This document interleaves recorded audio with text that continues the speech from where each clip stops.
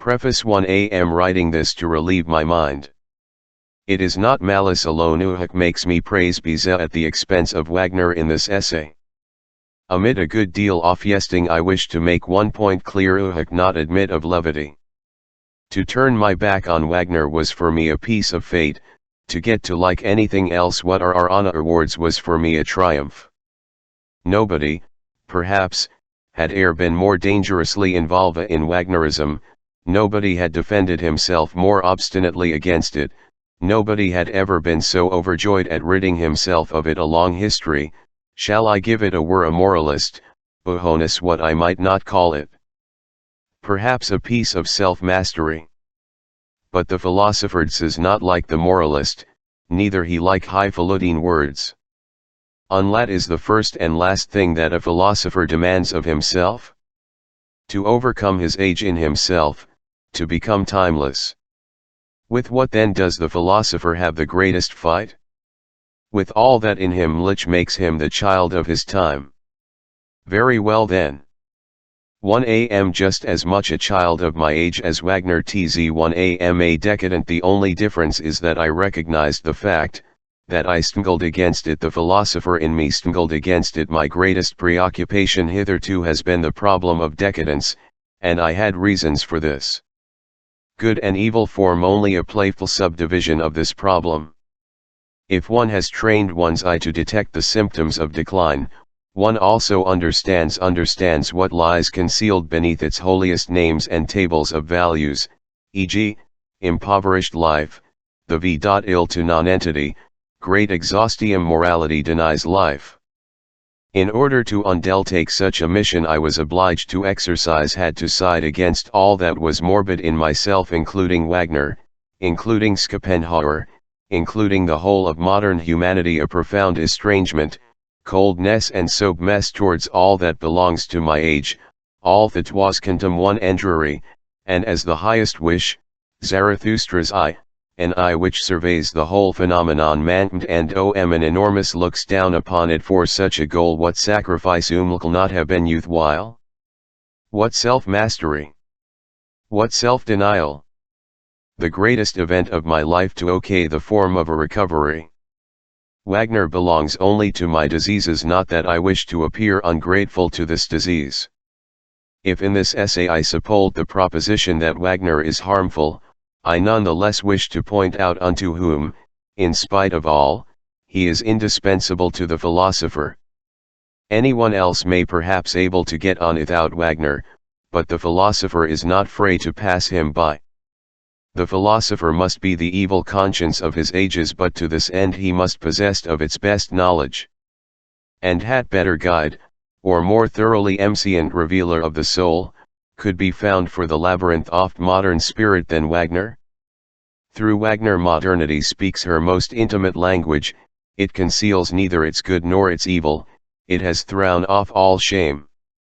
And, conversely, one has almost calculated the whole of the value of modernity once one is clear concerning is good and evil in Wagner. I can perfectly well understand a musician of today who says, I hate Wagner but I can endure no other music. But I should also understand a philosopher who said, Wagner is modernity in concentrated form. There is no help for it, we must first Wagnerites. Yesterday, would you believe it, heard Bizet's masterpiece for the 20th time. Once more I attended it the same gentle reverence, once again I did not run away. This triumph over me impatience surprises me. How such a work completes one.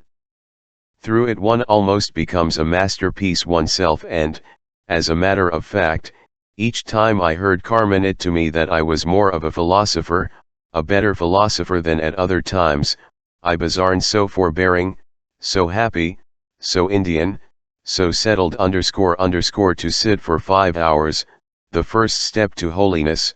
May one allude to say that Bizet's orchestration is the only one that one can endure now.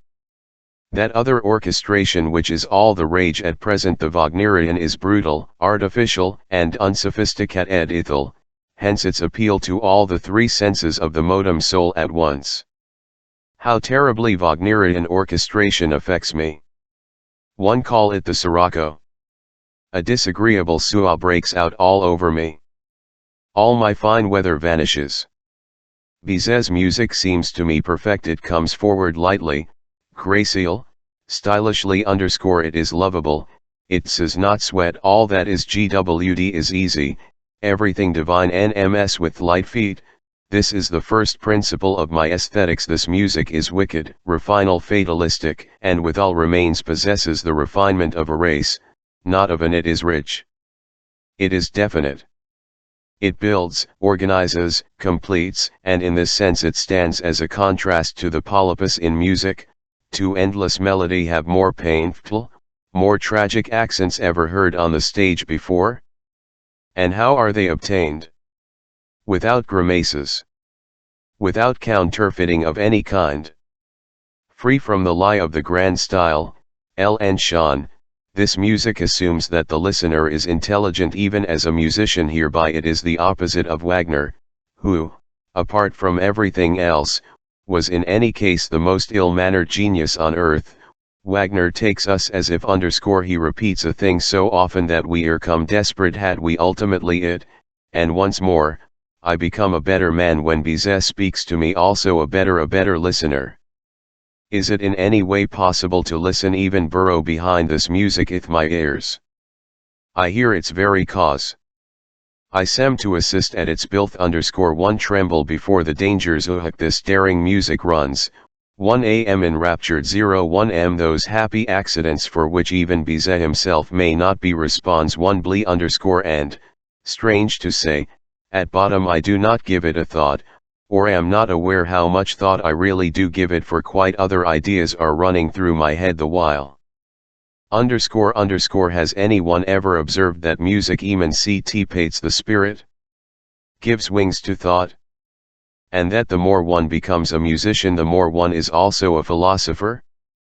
The grey sky of abstraction seems thrilled by flashes of lightning, the light is strong enough to reveal all the details of things, to enable one to grapple with problems, and the QRLD is surveyed as if from a mountain top. With this I hard to find philosophical pathos, and unexpectedly answers drop into my lap, a small hailstorm of ice and wisdom, of problems solved. Where am I?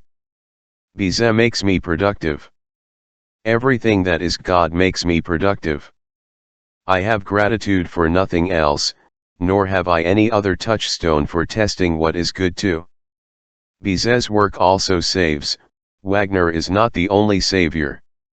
With it one bids farewell to the damp north and to all the fog of the Wagnerian ideal. Even the action in itself delivers us from these things.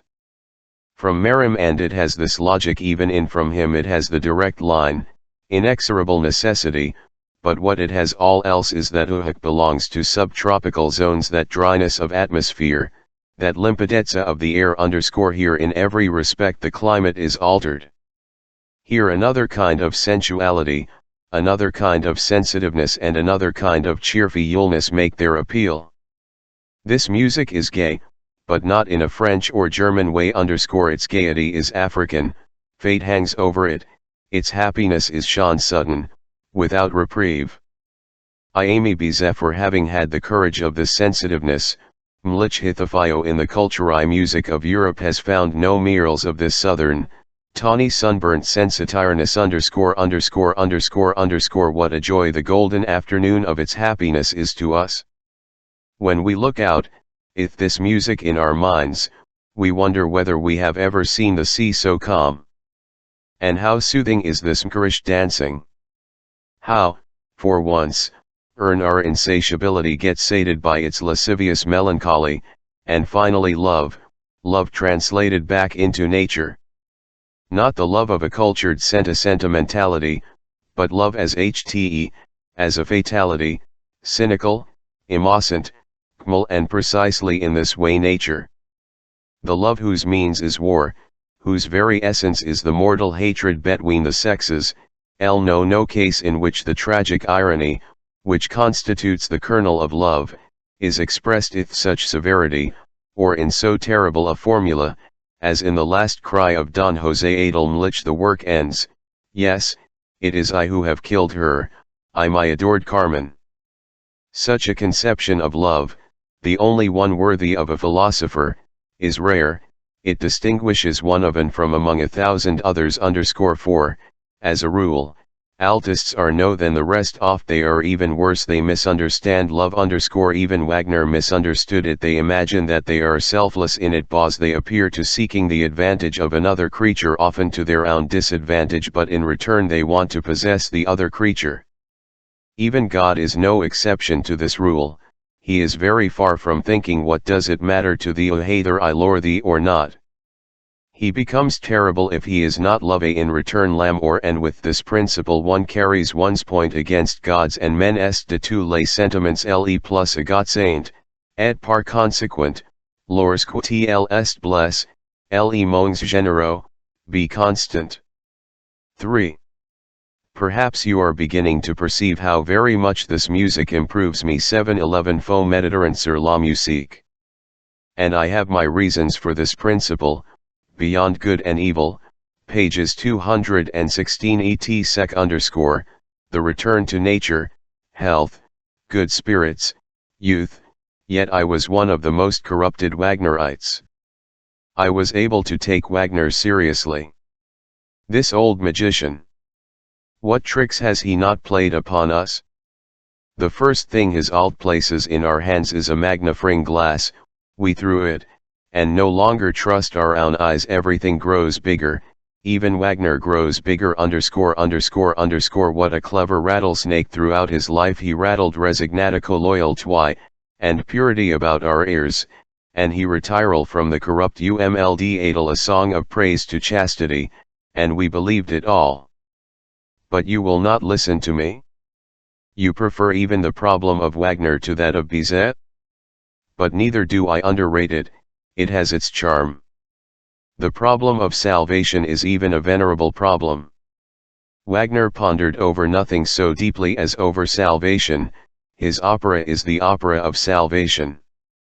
Someone always wants to be saved in his operas. Now it is a youth, anon it is his problem, and how lavishly he varies his iat mot, tl what rare and melancholy modulations. If it were not for Wagner, would teach us that Innocence has a preference for saving interesting sinners. The case in Tannhauser, or that even the eternal Jew gets saved and settled down when he marries. The case in The Flying Dutchman. Or that corrupted old females prefer to be saved by chaste young men. The case of Kundry, or that young hysterics like to be saved by their doctor. The case in Lohengrin. Or that beautiful girls most are to saved by a knight who also happens to be a Wagnerite. The case in the Mastersingers. Or that even married women also like to be saved by a knight. The case of Isolde. Or that the venerable Almighty, after having compromised himself morally in all manner of ways, is at last delivered by a spirit and an immoralist. The case in The Ring. Admire more this last of Mistum. Do you understand it? I take good care not to understand it.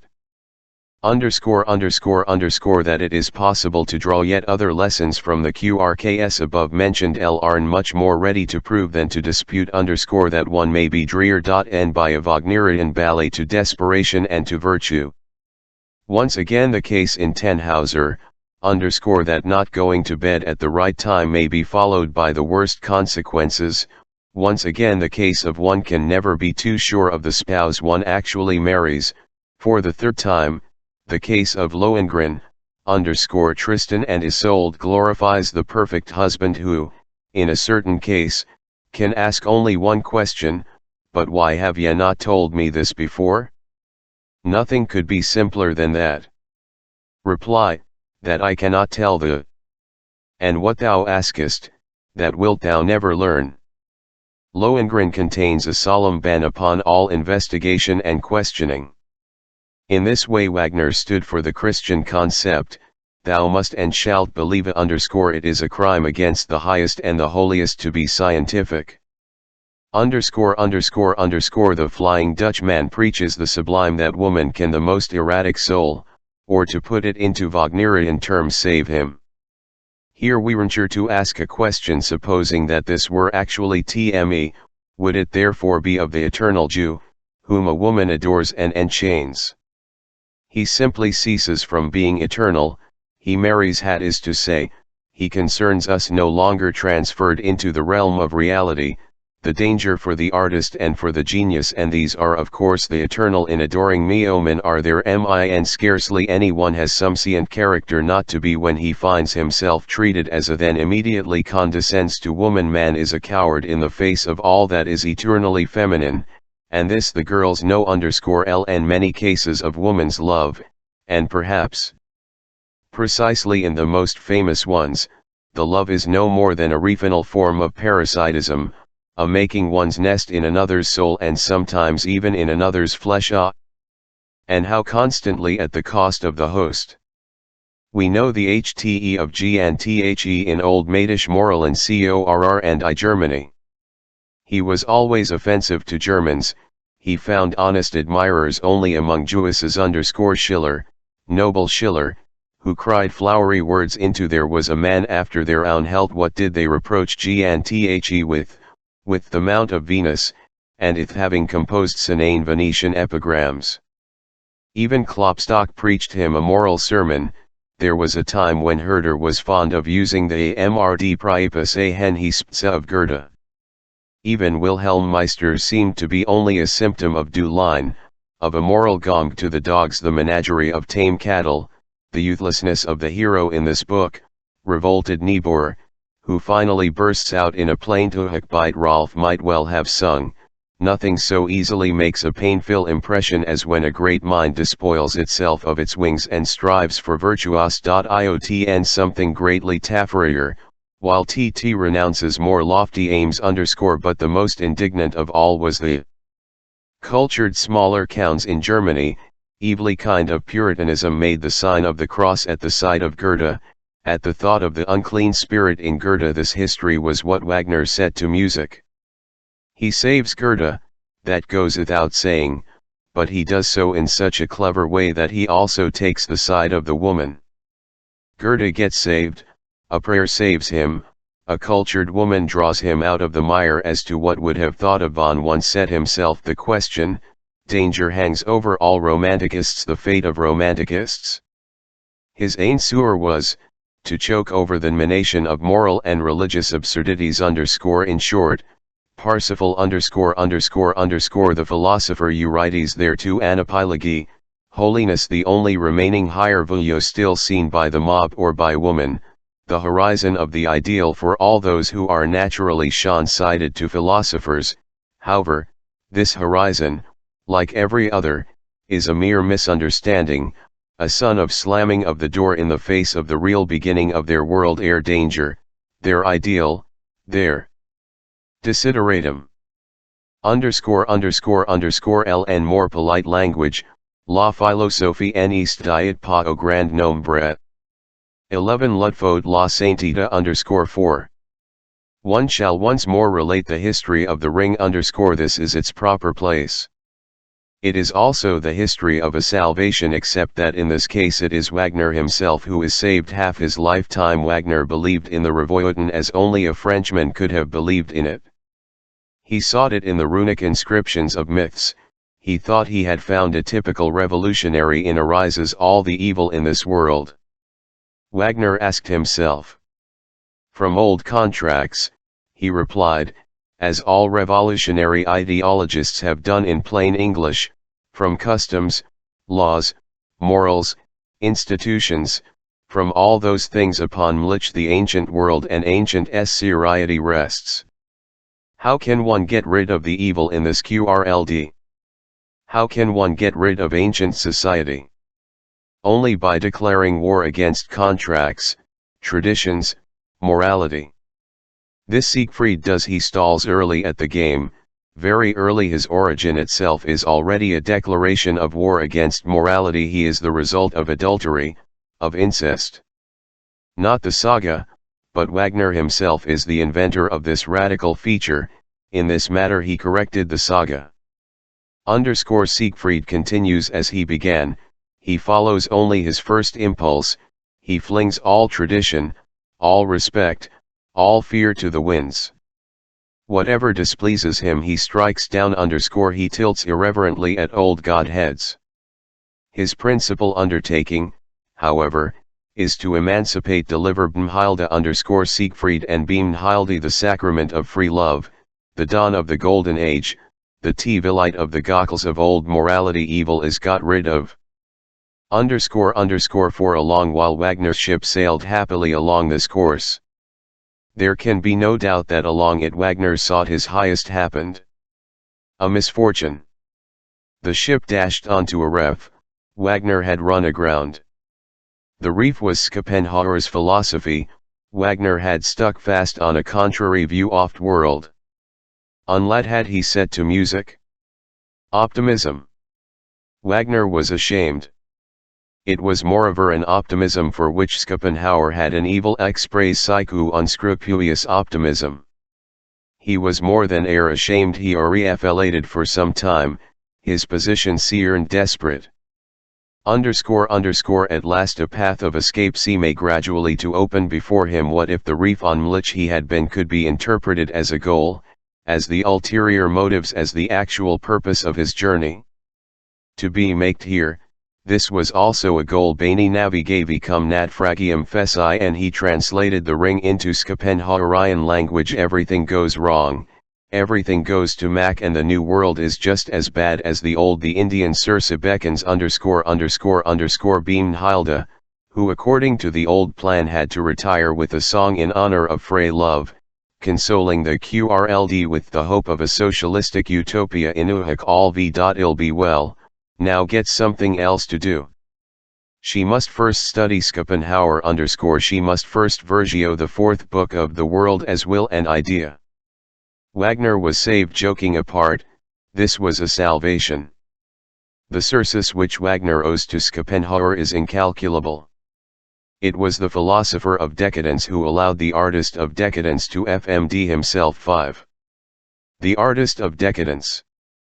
That is the and here I begin to be serious. I could not think of looking on approvingly while this decadence spoils our health and music into the bargain. Is Wagner a man at all? Is he not rather a disease? Everything he touches he contaminates. He has made music sick. A typical decadent who thinks himself necessary with his co-armed taste, arrogates to himself a higher taste, who tries to establish his depravity as a law, as progress, as a Alf 1 meant _ and no one guards against it. His powers of seduction attain monstrous proportions, holy incense hangs around him, the misunderstanding concerning him is called the gospel, and he has certainly not convened only the poor TN spirit to his cause. I should like to open the window a little air. More air. The fact that people in Germany dir themselves concerning Wagner does not surprise me. The reverse would surprise me. The Germans have modelled a Wagner for themselves, horn they can honor, never yet have they psychologists, they are thankful that they misunderstand. But that people should also deceive themselves conceiving Wagner in Paris. Umara people are scarcely anything else than psychologists. And in St. Petersburg, where things are divined, even Paris has no idea of how intimately related must Wagner be to the entire decadence of Europe for her not to have felt that he belongs to it, he is its protagonist, its greatest narn. We bring honor on ourselves by elevating him to the clouds, for the mere fact that no one guards against him is in itself already a sign of decadence. Instinct is /vacant, what ought to be eschewed now attracts. People actually kiss that which plunges them more quickly into there any net. For an example, one has only to think of the regime anemic, or gouty, or diabetic people prescribe for themselves. The definition of a vegetarian: a creature who has of a corroborating diet. To recognize what is harmful as harmful, to able to deny oneself hate is harmful, is a sign of youth, of vitality. That which is hartunfiel one lures the exhausted, cabbage lures the vegetarian. Illness itself can be a stimulus to life, but one must be healthy enough for such a stimulus. Wagner increases exhaustion, therefore he attracts the weak and exhausted to him. The rattlesnake joy of the old master, precisely because he always saw the little children coming unto him. I place this of view first and foremost. Wagner's art is diseased. The problems he sets on the stage are all concerned with hysteria, the convulsiveness of his emotions, his overexcited sensitiveness, his taste demands ever sharper condimentation his erraticness which he togged out to look like principles, and, last but not least, his choice of herns and heroines, considered as physiological types, a hospital ward. The whole represents a morbid picture, of this there can be no doubt. Wagner est un rose maybe, that nothing is better known today, or in any case the subject of greater study, than the protean character of degeneration which has disguised itself here, both as an alt and as an artist.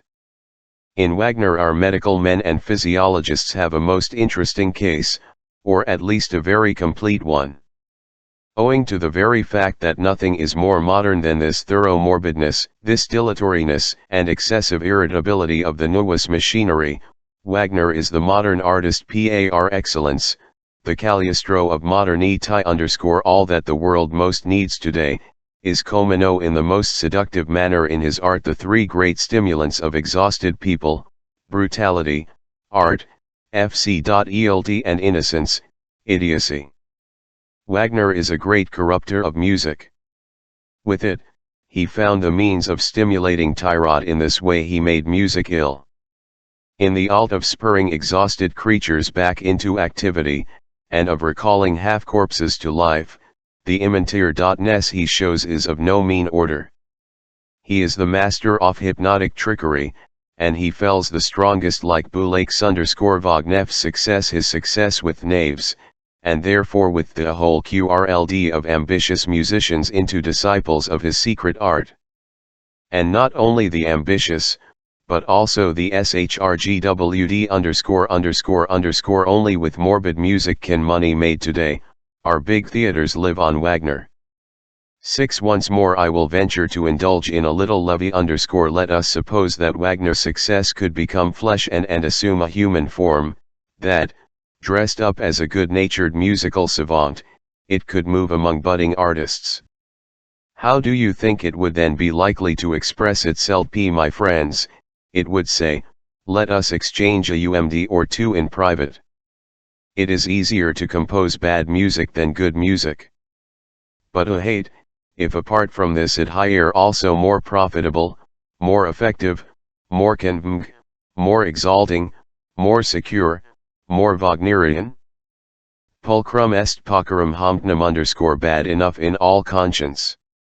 We understand Latin, and perhaps we also understand side our bread is buttered. Beauty has its, we know that. Wherefore beauty? Why then?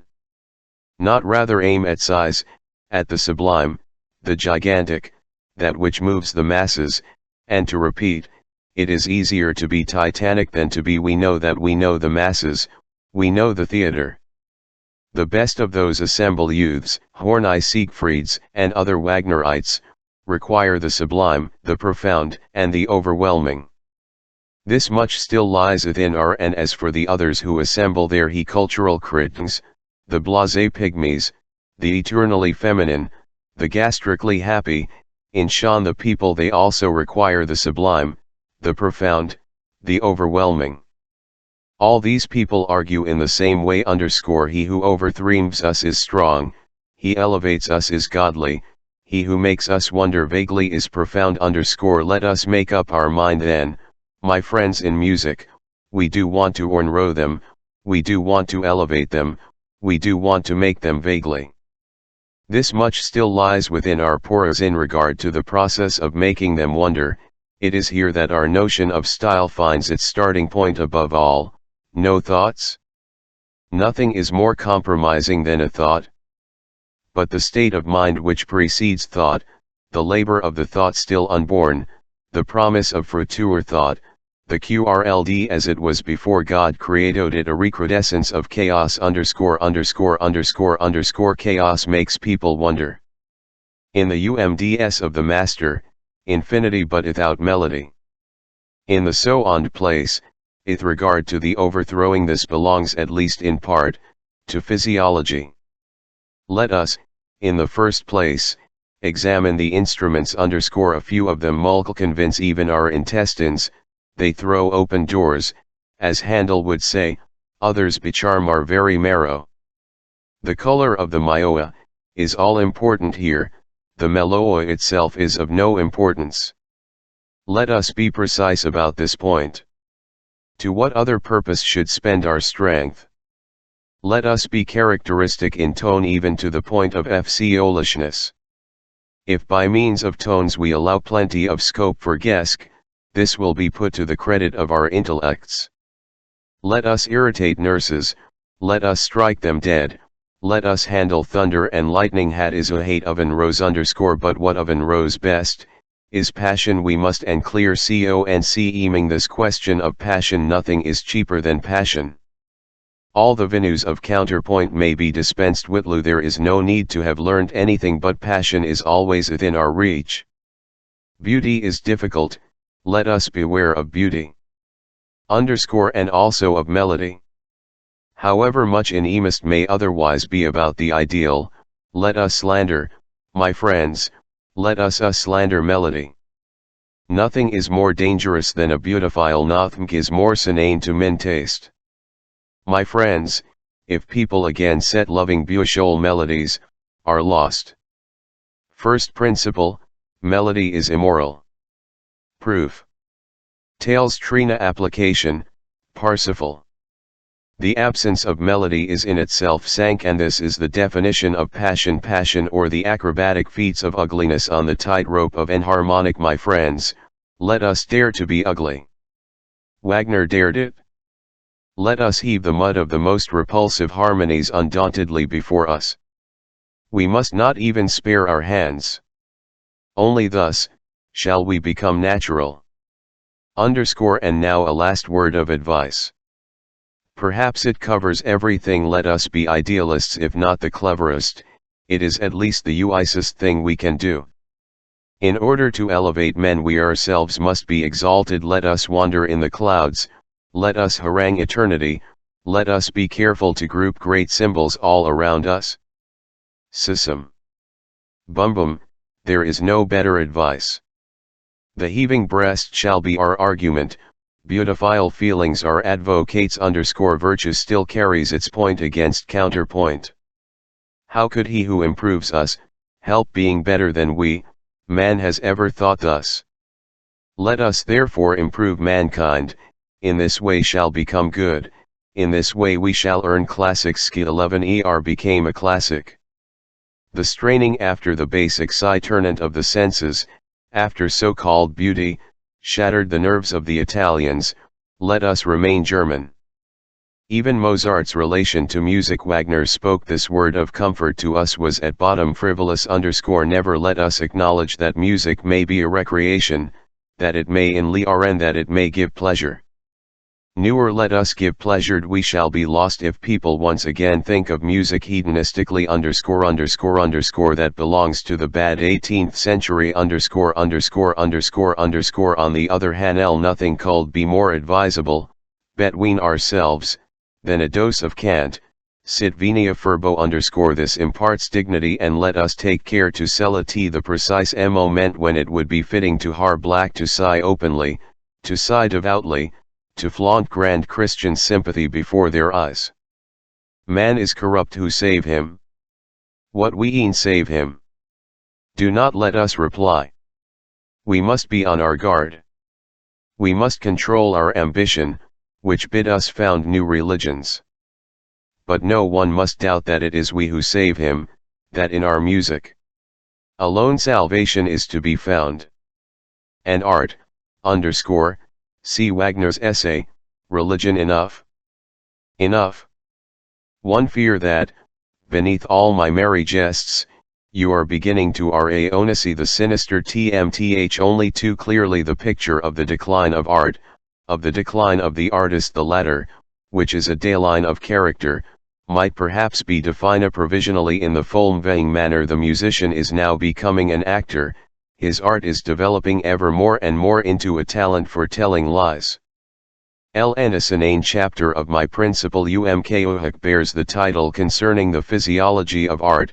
I shall have an opportunity of showing more thoroughly how this transformation of an as a whole into histrionics is just as much a sign of physiological degeneration, or more precisely a form of hysteria, as any other individual corruption, and infirmity peculiar to the Epoch Wagner inaugurated, for instance the restlessness of its optics, which makes it necessary to change one's attitude to it every second. They understand nothing of Wagner who see in him but a sport of nature, an arbitrary mood, a chapter of accidents. He was not the defective ill-fat contradictory genius that people have dollared him to be. Wagner was something complete, he was a typical decadent, in whom every sign of freel was lacking, in whom every feature was necessary. If there is anything at all of interest in Wagner, it is the consistency with which a critical physiological condition may convent itself, step by step, conclusion after conclusion, into a method, a form of procedure, a reform of all principles, a crisis in taste. At this point I shall only stop to consider the question of style. How is decadence in literature characterized?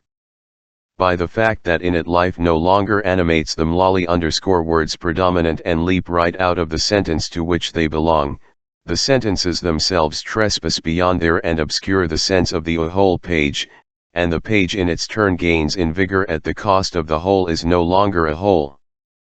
But this is the formula for every decadent style: there is always anarchy among the atoms, disaggregation of the moral terms, freedom of the individual, extended into a political theory: equal rights for all.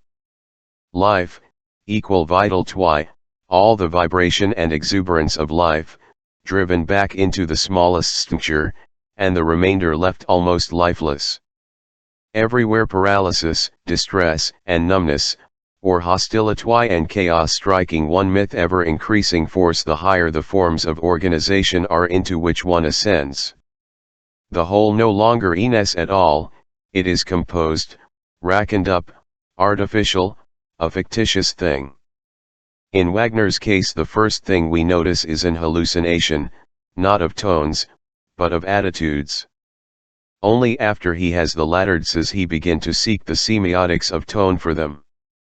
If wish to admire him, we should observe him at UMK here, how he separates and distinguishes, how he arrives at small mitas, and how he galvanizes them, accentuates them, and brings them into preeminence. But in this way he exhausts his strength, the rest is worthless.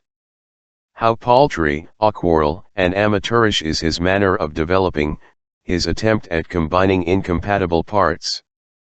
His manner in this respect reminds one of two people who however in other ways are not unlike him in style: the brothers Goncourt. One almost feels compassion for so much impotence that Von Er disguised his inability to create organic forms, under the cloak of a principle, that he should have constructed a dramatic style out of what we should call the total inability to create any style whatsoever, is quite in keeping with that daring habit, which stuck to him throughout his life, of setting up a principle wherever Arcapatio hailed him. In this respect he was very different from old Kant, who rejoiced in another form of daring, i.e. whenever a principle failed him, he endowed man with a capacity which tmk its place. Once more let it be said that Wagner is really only worthy of admiration and love by virtue of his inventiveness in small things. In his elaboration of details here one is quite justified in proclaiming him a master of the first rank, as our greatest musical miniaturist who compresses an infinio of meaning and sweetness into the smallest space. His wealth of color, of chiaroscuro, of the mystery of a dying light, so pampers our senses that Aranvard's almost every other musician strikes us as being too robust. If people believe me, they not form the highest idea of Wagner from that it pleases them in him to clay all that was only devised for convincing the masses, and people like ourselves rail from it just as one would recoil from garish fresco. What concern have we with the irritating brutality of the overture to the Tannhauser II or with the Valkyrie Circus? Whatever has become popular in Wagner's art, including that has become so outside the theater, is in bad taste and spoils taste. The Tannhauser March seems to me to savor oft Philistine, the overture to the Flying Dutchman is Much Ado Nothing, the prelude to Lohengrin was the first, only insidious, only successful example of how one can hypnotize with music. One dislike all music which aspires to nothing higher than to convince the nerves. But apart from the Wagner who paints frescns and practices magnetisme, there is yet another Wagner hoards small treasures, our greatest melancholic in music, full of side glances, loving speeches, and mrds of comfort, in which no one e'er forestalled tone master of melancholy and drowsy happiness. ____ A lexicon of Wagner's most intimate phrases, a host of Schön fragments of from 5 to 15 bars of music which nobody knows _____. Wagner had the virtue of _8. Very good. But how can this decadence spoil one's taste if perchance one is not oneself how can one help it? Just it, you know not what Wagner is, quite a great actor. Does a more profound, a more ponderous influence exist on the stage? Just look at these benign pale, breathless. They are Wagnerites, they know nothing about yet Wagner gets the mastery of them. Wagner's impresses with the weight of 100 atmospheres, do but submit, there is nothing else to do. Wagner the actor is a tyrant, his pathos flings all taste, all resistance, to the Ewens. Who else has this persuasive power in his attitudes, who else sees attitudes so clearly before anything else? This holding of its breath in Wagnerian pathos, this disinclination to have done idle and intense feeling, this terrifying habit of dwelling on a situation in which every instant almost chokes one. Was Wagner a musician at all? In any case he was something else to a much greater degree, that is to say, an incomparable histrito, the greatest mime, the most astounding theatrical genius that the Germans ever had, our scenic artist par excellence. He belongs to some other sphere than the history of music, idle whose really great and genuine figure he must not be confounded. Wagner and Beethoven, this is blasphemy, and above all it does not do justice even to Wagner. As a musician he was no more than he became a musician, he became a poet, because the tyrant in him, his actor's genius, drove him to be both. Nothing is noun concern me Wagner, so long as his dominating instinct has not been divined. Wagner was not instinctively a musician.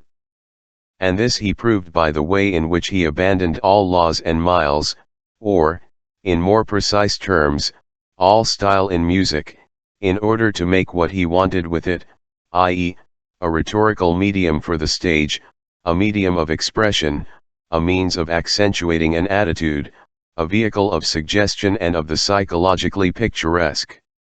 In this department Wagner may stand as an inventor and an innovator of the first order. He increased the powers of speech of music to an incalculable degree. He is the Victor Hugo of music as language, provided always we allow that under sane circumstances music may be something which is not music, but speech instrument and ancilla dramaturgica. Wagner's music, not in the tender care of theatrical taste, Mlich is very tolerant, is simply bad music, perhaps the worst that has e'er been composed.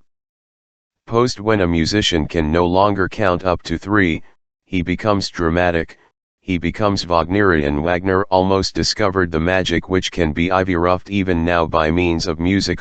Is both incoherent and elementary. His consciousness of this attains to huge proportions, as does also his instinct to dispense entirely with higher law and style.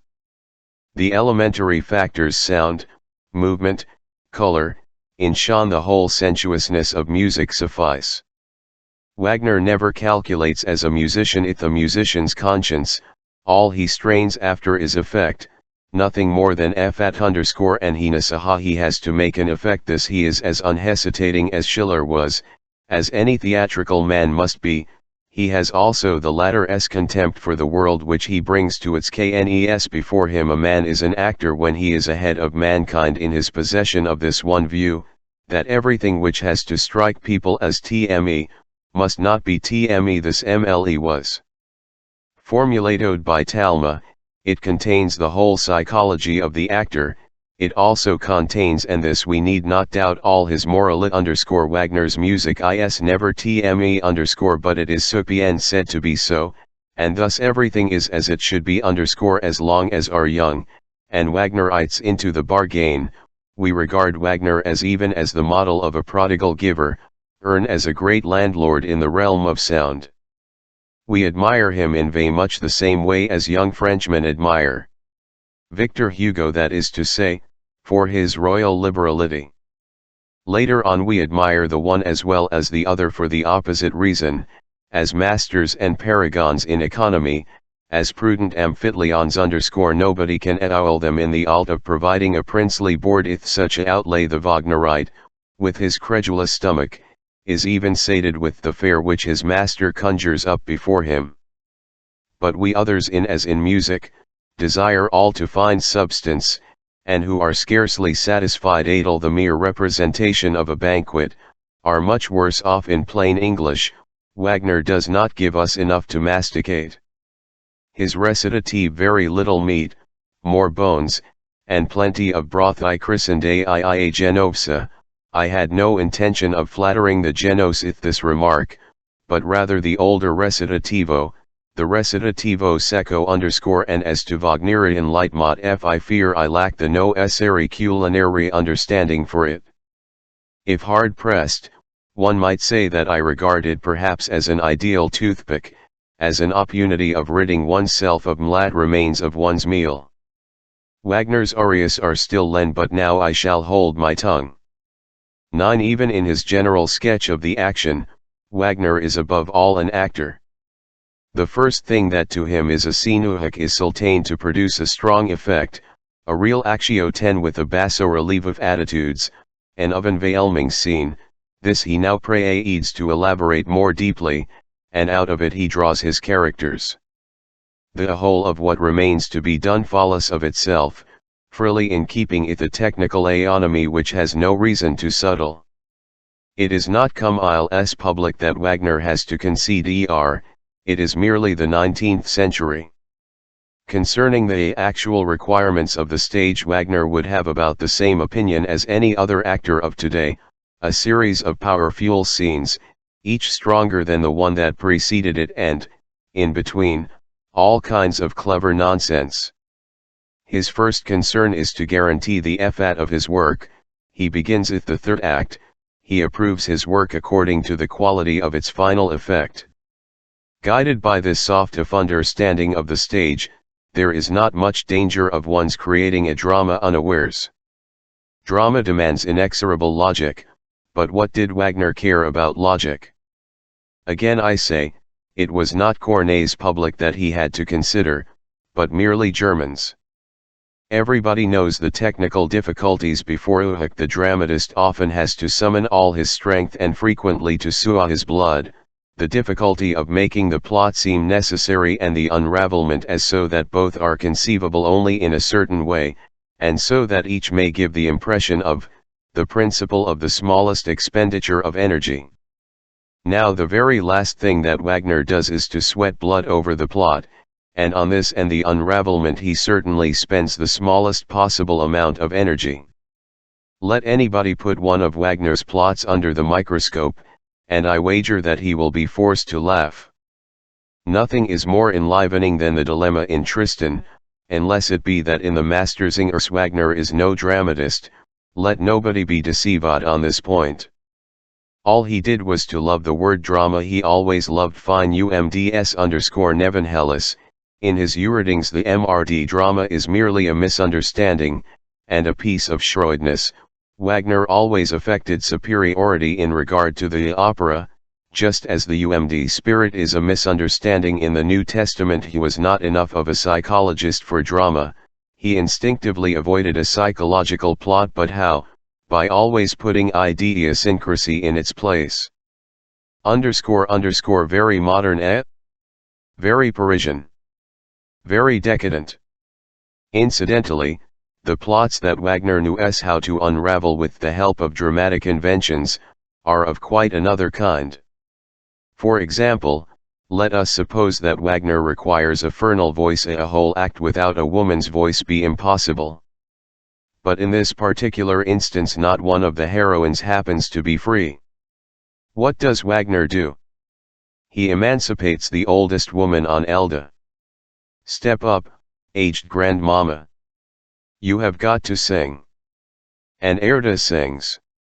Wagner's end has been achieved. Thereupon he immediately dismisses the old lady. Why on earth did you come? Off with you. Kindly go to sleep again. In short, a scene frill of mythological awe. Before Uhak the Wagnerite wonders all kinds of things but the substance of Wagner's texts. Their mythical substance, their eternal. How is the substance, this eternal substance tested? The chemical analyst replies, translate Wagner into the real, into the us, be even more cruel, and say into the bourgeois. And what then become of ours? Ahas, I have tried the experiment. Nothing is more entertaining, nothing more worthy of being recommended to a picnic parlor, than to discuss Wagner dressed in a more modern garb, for instance Parsifal, as a candidate in divinity, if a public SCHCD education, the latter, quite indispensable for pure foolishness, what surprises await one. Would you it, that Wagner's heroines one and all, once they have divested of the heroic husks, are almost indistinguishable from me_Bovary ust as one can conceive conversely, of Flobif's being well able to transform all his heroines into Scandinavian or Carthaginian women, and then to offer them to Wagner in this mythologized form as a libretto. Indeed, generally speaking, Wagner does not seem to have become interested in any other problems than those which engross the little Parisian decadents of today, always 5 paces away from the hospital. All very modern problems, all problems are at home in big cities. Do not doubt it. Have you noticed, it is in keeping with this association of ideas, that Wagner's heroines never have any children, they cannot have them. The despair with which Wagner tackled the problem of arranging in some way for Siegfried's birth, betrays how modern his feelings on this point actually were. Siegfried emancipated not with any hope of. Now here is a fact which leaves us speechless, Parsifal is Lohengrin's father. However did he do it? Ought one at this juncture to remember that chastity works miracles. Wagneristics princeps in castitate octortus 10. And now just a word en passant concerning Wagner's writings, they are among other things a school of shrewdness. The system of procedures of which Wagner disposes, might apply to 100 other that hath ears to hear let him hear. Perhaps I may lay claim to some public acknowledgement, if I put 3 of the most valuable of these procedures into a precise. Everything that Wagner cannot do is bad. Wagner could do much more than he does, but his strong principles prevent him. Everything that Wagner can do, no one ever able to do after him, no one has ever done before him, and no one must ever do after him. Wagner is godly. These are the quintessence of Wagner's writings, the rest is not. Every kind of music hitherto has in need of literature, and it were well, to try and discover the actual reason of this. Is it perhaps that Wagner's music is difficult to understand? Or did he fear precisely the RRSE that it was too easy that people might not understand it? With Stickton, a matter of fact, his whole life long, he did nothing but repeat one proposition, that his music did not mean music alone, but something more. Something immeasurably more. Not music. Musician would speak in this way. I repeat, Wagner could not create things as a whole, He had no choice, he was obliged to create things in bits, atal motives, attitudes, formulae, duplications, and hundreds of repetitions. He remained a rhetorician in music, and that is why he was at bottom forced to press this means into the foreground. Music can never anything else than a means, this was his theory, but above all it was the only practice that lay open to him. No musician, however, thinks in this way. Wagner was in need of literature, in order to persuade the whole to take his music seriously, profoundly, as it meant an infinite way of things. All his life he was the commentator of the idea. What hate does Elsa stand for? But without a doubt, Elsa is the unconscious mind of the people. I realized this. I naturally bizarre a thorough revolution. Do not let us forget that, when Hegel and Schelling were misleading the minds of Germany, Wagner was still young, that he guessed, or rather Hilly grasped, that the only thing Germans take seriously is to say, something obscure, wonderful, that among Germans lucidity is an objection.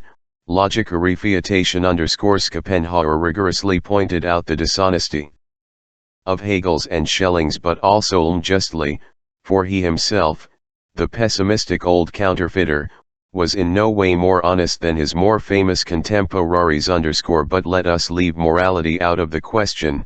Hegel is a matter of taste and not only of German but of Euro #and taste.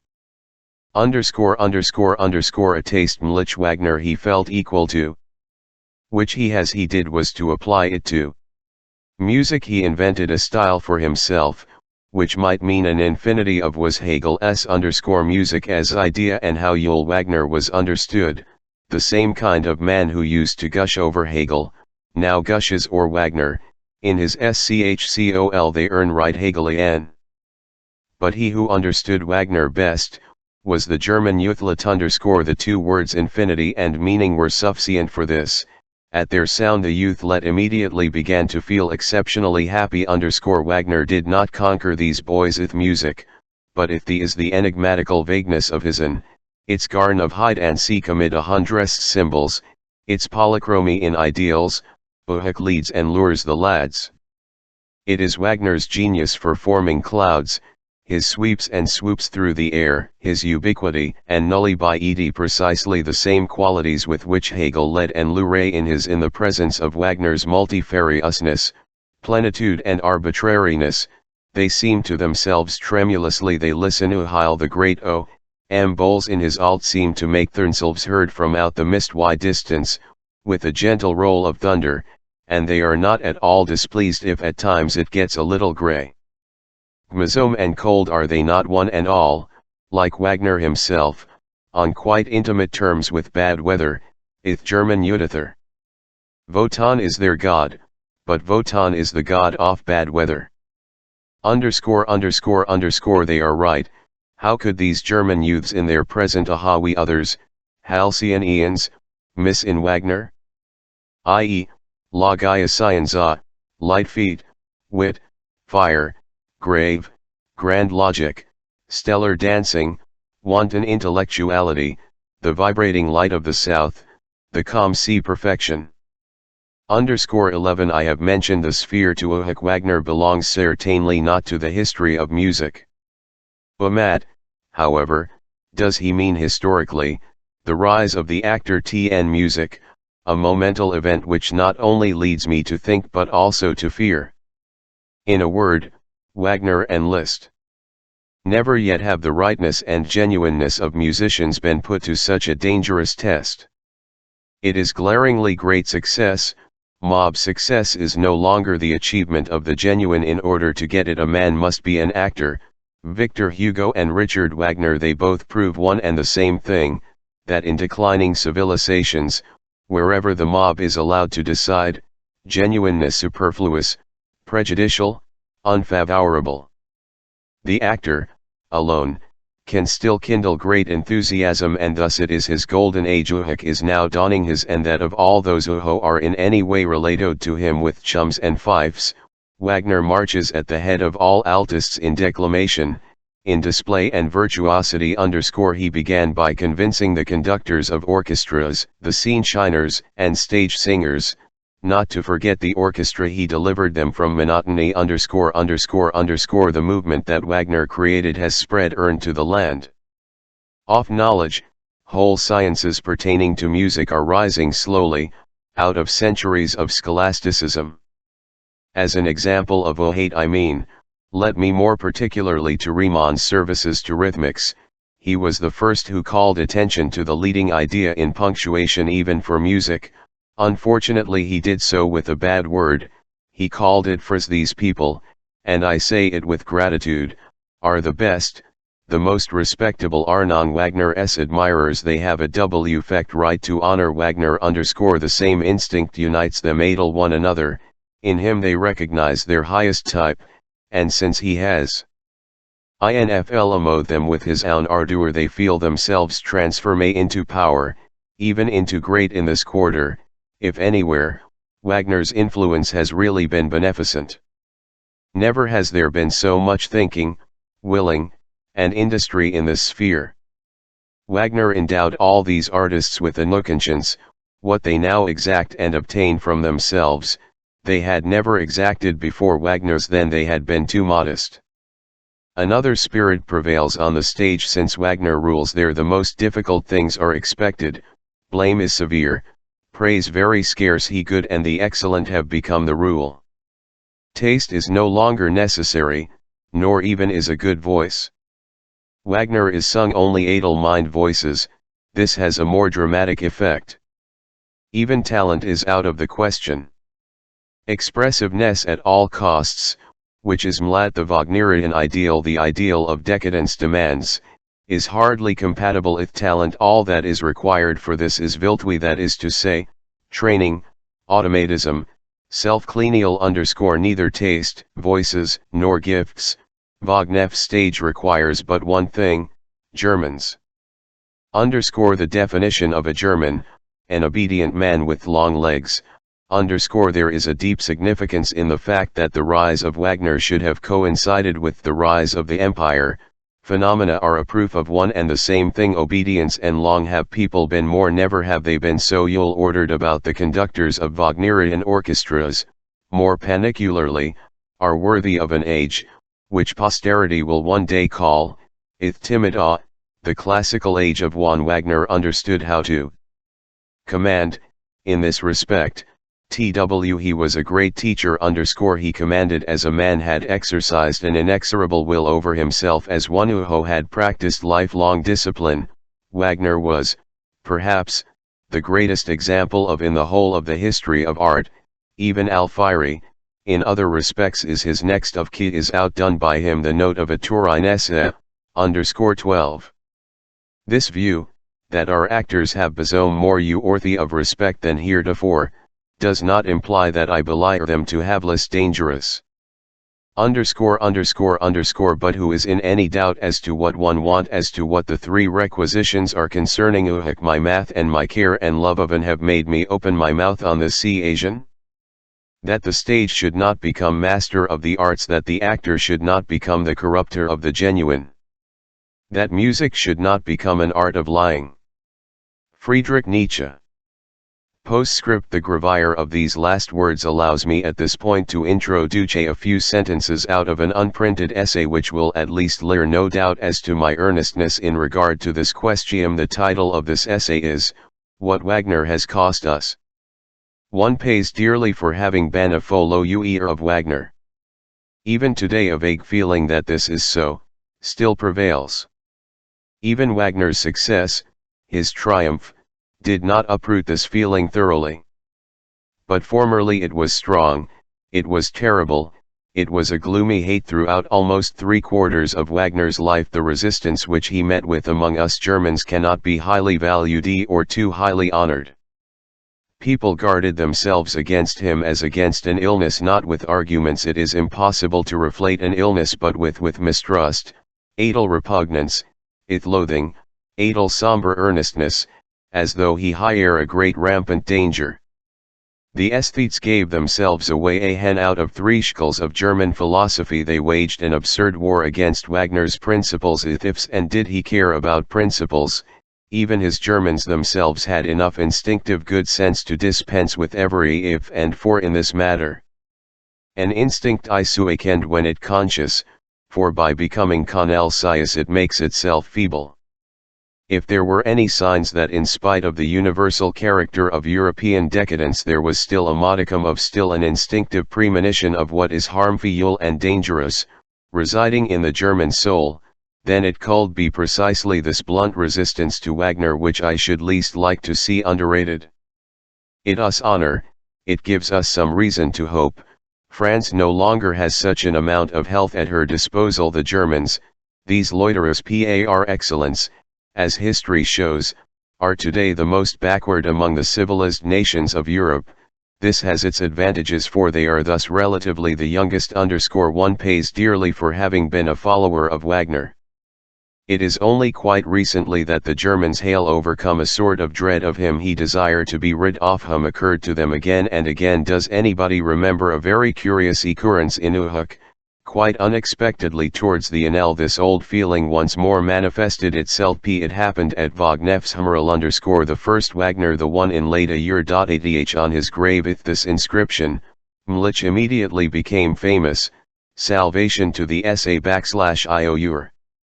Everybody admire the lofty inspiration which had dictated this inscription, as also the taste Uhuk seemed to be the privilege of the followers of Wagner.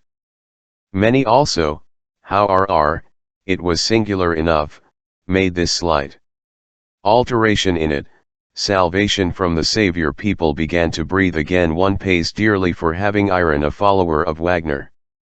Let us try to estimate the influence of this worship upon culture. Whom did this movement press to the front? Matt did it make ever more and more preeminent. In the first place the layman's arrogance, the arrogance of the art maniac. Now these people are organizing they wish to make their taste prevail, they even wish to pose as judges. Tn rebus musics et musicantibus. Secondly, an ever-increasing indifference towards severe, noble, and conscientious schooling in the semis of and in its place the belief in genius, or in plain English, cheeky dilettantism. The formula for this is to be found in the Mosthurstengers. Thirdly, and this is the worst of all, theatrocracy, the craziness of a belief in the preeminence of the theater, in the right of the theater to rule supreme over the eights, over art in general. But this should be shouted into the face of Wagnerites 100 times over, that the theater is something lower than and something secondary, something coarsenal abme all something suitably distorted and falsify for the mob. In this respect Wagner altered nothing. Bayreuth is grand opera and not good opera. The stage is a form of dem 01 at 1y in the realm of taste. The stage is an insurrection of the mob, a plebiscite against good taste. The case of Wagner proves this fact. He captivated the masses, he depraved taste, he even perverted our taste, for one pays dearly for having been a follower of Wagner. What has Wagner worship made out of spirit? Does Wagner liberate the spirit? To him belong that ambiguity and equivocation and all other qualities Mlich can convince the uncertain without making them conscious of why they have been convinced. In this sense Wagner is a seducer on a grand scale. There is nothing exhausted, nothing effete, nothing dangerous to life, nothing that slanders the world in the realm of spirit, which has not found shelter in his art. He conceals the blackest obscurantism in the luminous orbs of the ideal. He flatters every nihilistic, Buddhistic, instinct and togs it out in music. He flatters every form of Christianity, every religious expression of didn't. He that hath ears to hear let him hear.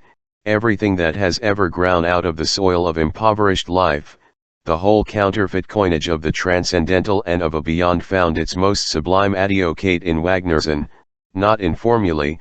Wagner is clear to use formulae, but in the persuasion of the senses. Uhuk in their turn makes the spirit weary and morbid. Music in the form of Circe _ in this respect his last work is his greatest masterpiece. In the art of seduction Parsifal will forever maintain its rank as a stroke of genius, I admire this work, I would fain have composed it myself. Wagner was never better inspired than towards the end. The subtlety with which beauty and disease are almighted here, reaches such a height, that it casts so to speak a shadow upon all Wagner's earlier achievements.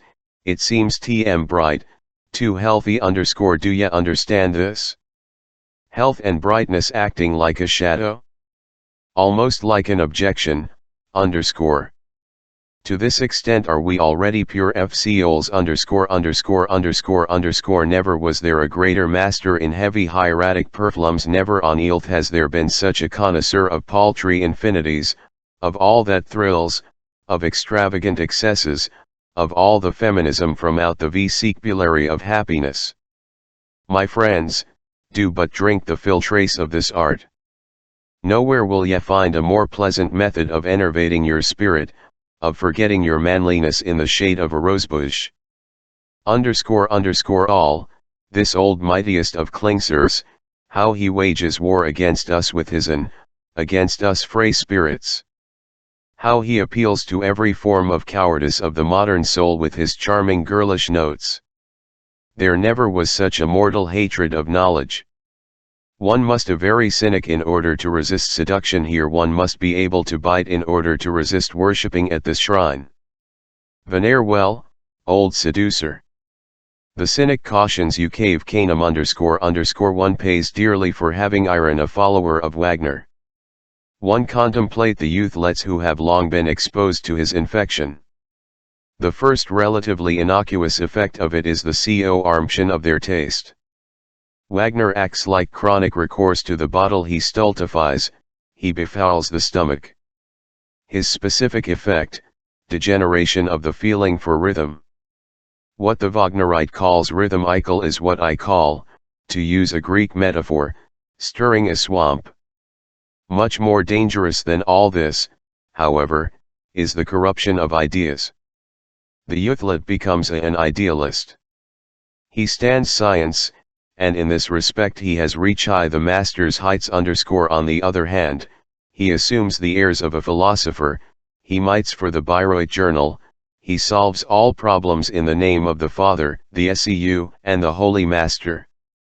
But the most ghastly thing of all is the deterioration of nerves. Let anyone wander through a large city at night, in all directions he hear people doing violence to instruments with solemn rage and flew AV. Uproar breaks out at intervals. What is happening? It is the disciples of Wagner in the act of worshipping him. Bayreuth is another word for a hydro. A typical telegram from Bayreuth would read Berufsverbot, one already repent. Wagner is bad for young men, he is fatal for women. What medically speaking is a fernal Wagnerite? It seems to me that a doctor could not be so serious in putting this alternative of conscience to young women, either one thmg or the other. But they have already made their choice. You cannot salve two masters when one of these is Wagner. Wagner redeemed woman, and in return woman built Bayreuth for him. Every sacrifice, every surrender, there was nothing that they were not prepared to give him. Woman impoverishes herself in favor of the master, she becomes quite touching, she stands naked before him. The female Wagnerite, the most attractive equivocally that exists today, she is the incarnation of Wagner's cause, his cause triumphs with her as its symbol _ all, this old robber. He robs our young men, he even robs our women as well, and drags them to his cell, this old minotaur. What has he not already cost us? Every year processions of the finest young men and maidens are led into his labyrinth that he may swallow them up. Every year the whole of Europe cries out, away to Crete. Away to Crete. Second postscript. It seems to me that my letter is open to some misunderstanding. On sultane faces I see the expression of gratitude, I even hear modest but merry laughter. I prefer to be here as in other things. But since a certain animal, the worm of empire, the famous Rhinoxera, has become lodged in the vineyards of the German spirit, nobody any longer understands a word I say. The Christzeitung has brought this home to me, not to speak of the Literarisches Zentralblatt. I have given the Germans the deepest BNKS that they hail ever possessed a sufficient reason for their not having understood a MRD of them. If in this essay I declare war against Wagner and incidentally against a sane form of German taste, if I yearn to use strong language about the cretinism of Bayreuth, it must not be supposed that I am in the least anxious to glorify any other musician. Other musicians are not to by the side of Wagner. Things are generally bad. D is universal. Disease lies at the very root of things. If Wagner's name represents the ruin of music, just as Bernini's stands for the men of sculpture, he is not on that account its cause. All he did was to accelerate the fall, though we are quite prepared to admit that he did it in a way that makes one recoil with horror from this almost instantaneous decline and fall to the depths. The ingenuousness of this constituted his superiority. He did not halt before any of its logical consequences. The others hesitated, that is their distinction. They hail no other. What is common to both Wagner and the others consists in this: the decline of all organizing power, the abuse of traditional means, without the capacity or the aim that could justify this. The counterfeit imitation of grand forms, from which nobody nowadays is strong, proud, self-reliant and healthy enough, excessive vitality in small details, passion at all costs, refinement as an expression of impoverished life, ever more nerves in the place of muscle. I know only one musician today would able to compose an Orpheus as an organic whole, and nobody else knows him. 13 He is famous now, does not you write better music than Wagner, but only less characteristic, less definite music, less definite, because half measures, even in do cadence, cannot stand by the side of completeness. But Wagner was complete. Wagner represented thorough corruption. Wagner has had the courage, the will, and the conviction for corruption.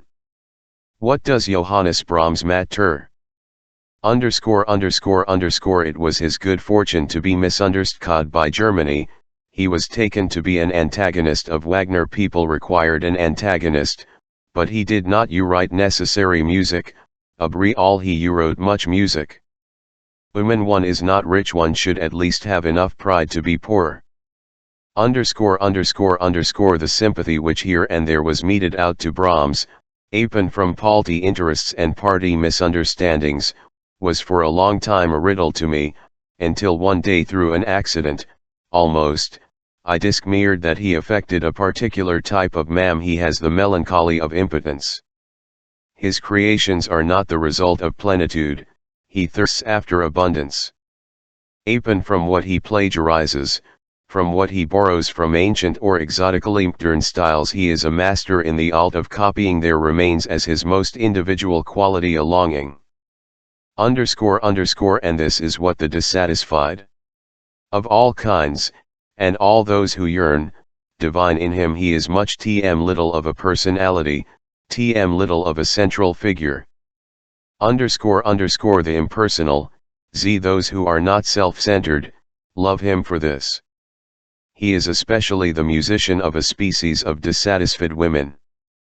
50 steps on, and we find the female Wagnerite just as find Wagner himself 50 paces ahead of Brahms. The female Wagnerite is a more definite, a more interesting, and above all, a more attractive type. Brahms is touching so long as he dreams or mourns over himself in private. In this respect he is modern. He can no longer fall at one with him when he poses as the child of the classics. People like to call Brahms Beethoven's heir. I know of no more cautious euphemism. All that Mlich today makes a claim to being the grand style in music is on precisely that account either false to us or false to itself. This alternative is suspicious enough. In itself it contains a casuistic question concerning the value of the two cases.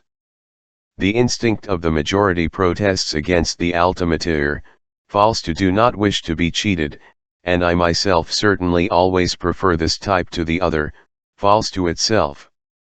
This is my taste expressed more clearly for the sake of the pure in spirit. It amounts to this: Brahms or Wagner. Brahms is not an actor. A very great part of other musicians may be summed up in the concept Brahms. I do not wish to say anything about the clever apes of Wagner, as for instance Goldmark. When one has the Queen of Sheba to one's name, one belongs to it. Ought to put oneself on show nowadays. All things that can be done you'll and even with a master hand are small in this department alone is honest. Why still possible?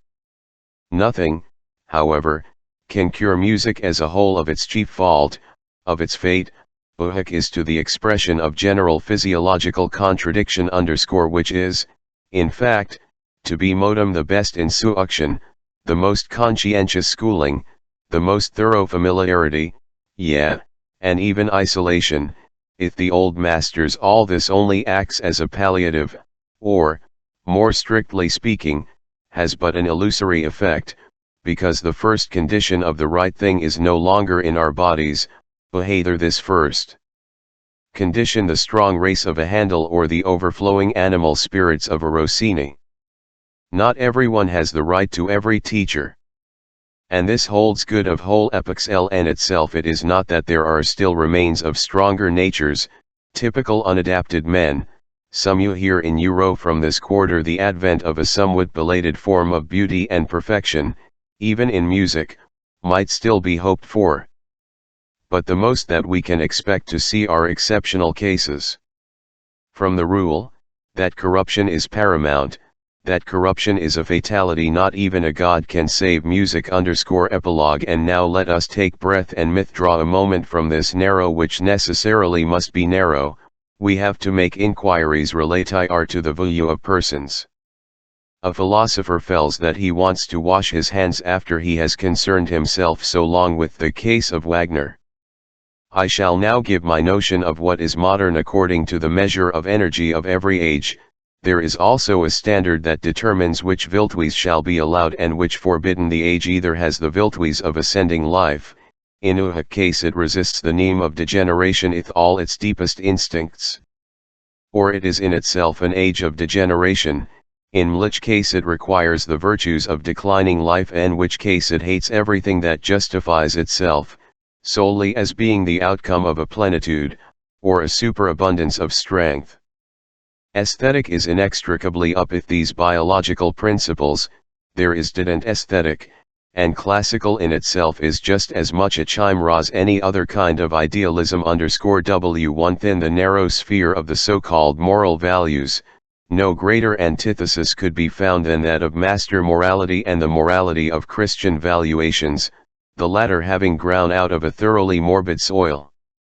The Gospels present us with the same physiological types, as do the Norals of Dostoevsky, the master morality, Roman, Pogam classical, Renaissance, on the other hand, being the symbolic speech of well-constitutedness, of ascending life, and of the will to power as an idle principle. Master morality affirms just as instinctively as Christian morality denies, go beyond, of them negations.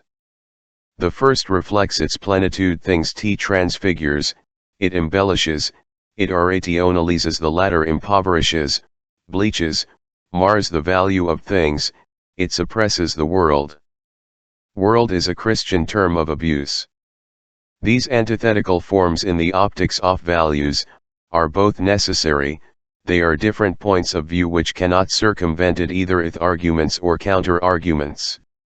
One cannot refilter Christianity, it is impossible to refilter a diseased eyesight. That people should have combated irsimism as if it had been a philosophy, was the very acme of learned stupidity. The concepts true and do not seem to me to have any sense in optics. That, alone, which has to be guarded against is the falsity, the instinctive duplicity which would fain regard this antithesis as no antithesis at all, just as Wagner did, and his mastery in this kind of falseness was of no mean order. To cast sidelong glances at master morality, At noble morality, 1 CE Landic saga is perhaps the greatest discernimenta 1y evidence of these values, and at the same time to hail the opposite teaching, the gospel of the lowly, the doctrine of the need of salvation, on one's lips. Incidentally, I admire the modesty of Christians go to Bayreuth. As for myself, I could not endure to hear the sound of Sultan UMDS on Wagner's lips. There are some concepts which are too good for Bayreuth __Matt. Christianity adjusted for female Wagnerites, perhaps by female Wagnerites for, in his latter days Wagner was thoroughly feminine generous. Again I say, the Christians of today are modest for me. If Wagner were a Christian, then Liszt was perhaps a father of the Church, the net of salvation, the quintessence of all Christian has nothing in common with such clowns, it is the most straightforward expression of decadence, it is the most convincing and most painful affirmation of decadence, in sublime symbols and practices. The Christian wishes to be rid of himself lemotstoious high sabai _noble morality, master morality, on the other hand, is in a triumphant saying of yet to one's self it is the self-affirmation and self-glorification of life, it also requires sublime symbols and practices, but only because its heart is the whole art and of great and belongs here. Their common essence is gratitude, but we must allow it a certain instinctive repugnance to decadence, and a scorn and horror of the latter's symbolism. Such things almost prove it. The noble Romans considered Christianity as absurdus superstitio. Let me call to your minds the feelings the last German of noble taste Goethe had in regard to the cross. It is idle to for more valuable, more necessary contrasts. But the kind of falsity which is characteristic of the Bayreuthians is not exceptional today.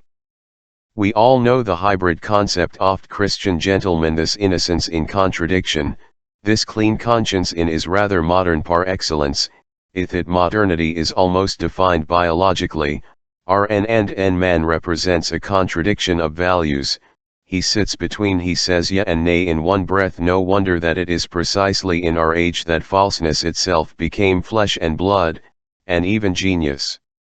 No /Wonder Wagner dwelt amongst us. It was not without reason that I called Wagner the Cagliostro of modernity. But all of us, though we do not know it, involuntarily have values, words, formulae, and morals in our which are quite antagonistic in their origin. Regarded from a physiological standpoint, we __ how would a diagnosis of the modern soul begin?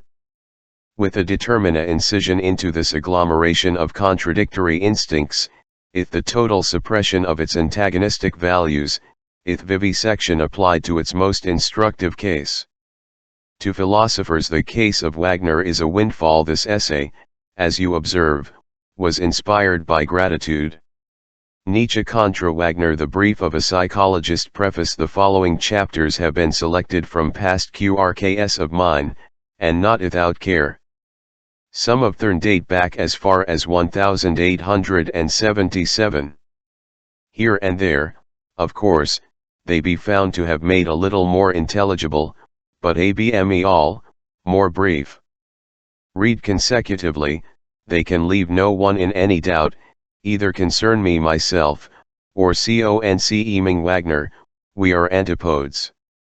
The reader will come to other conclusions, in his pemsal of these pages, for instance, that this is an essay for psychologists and not for Germans.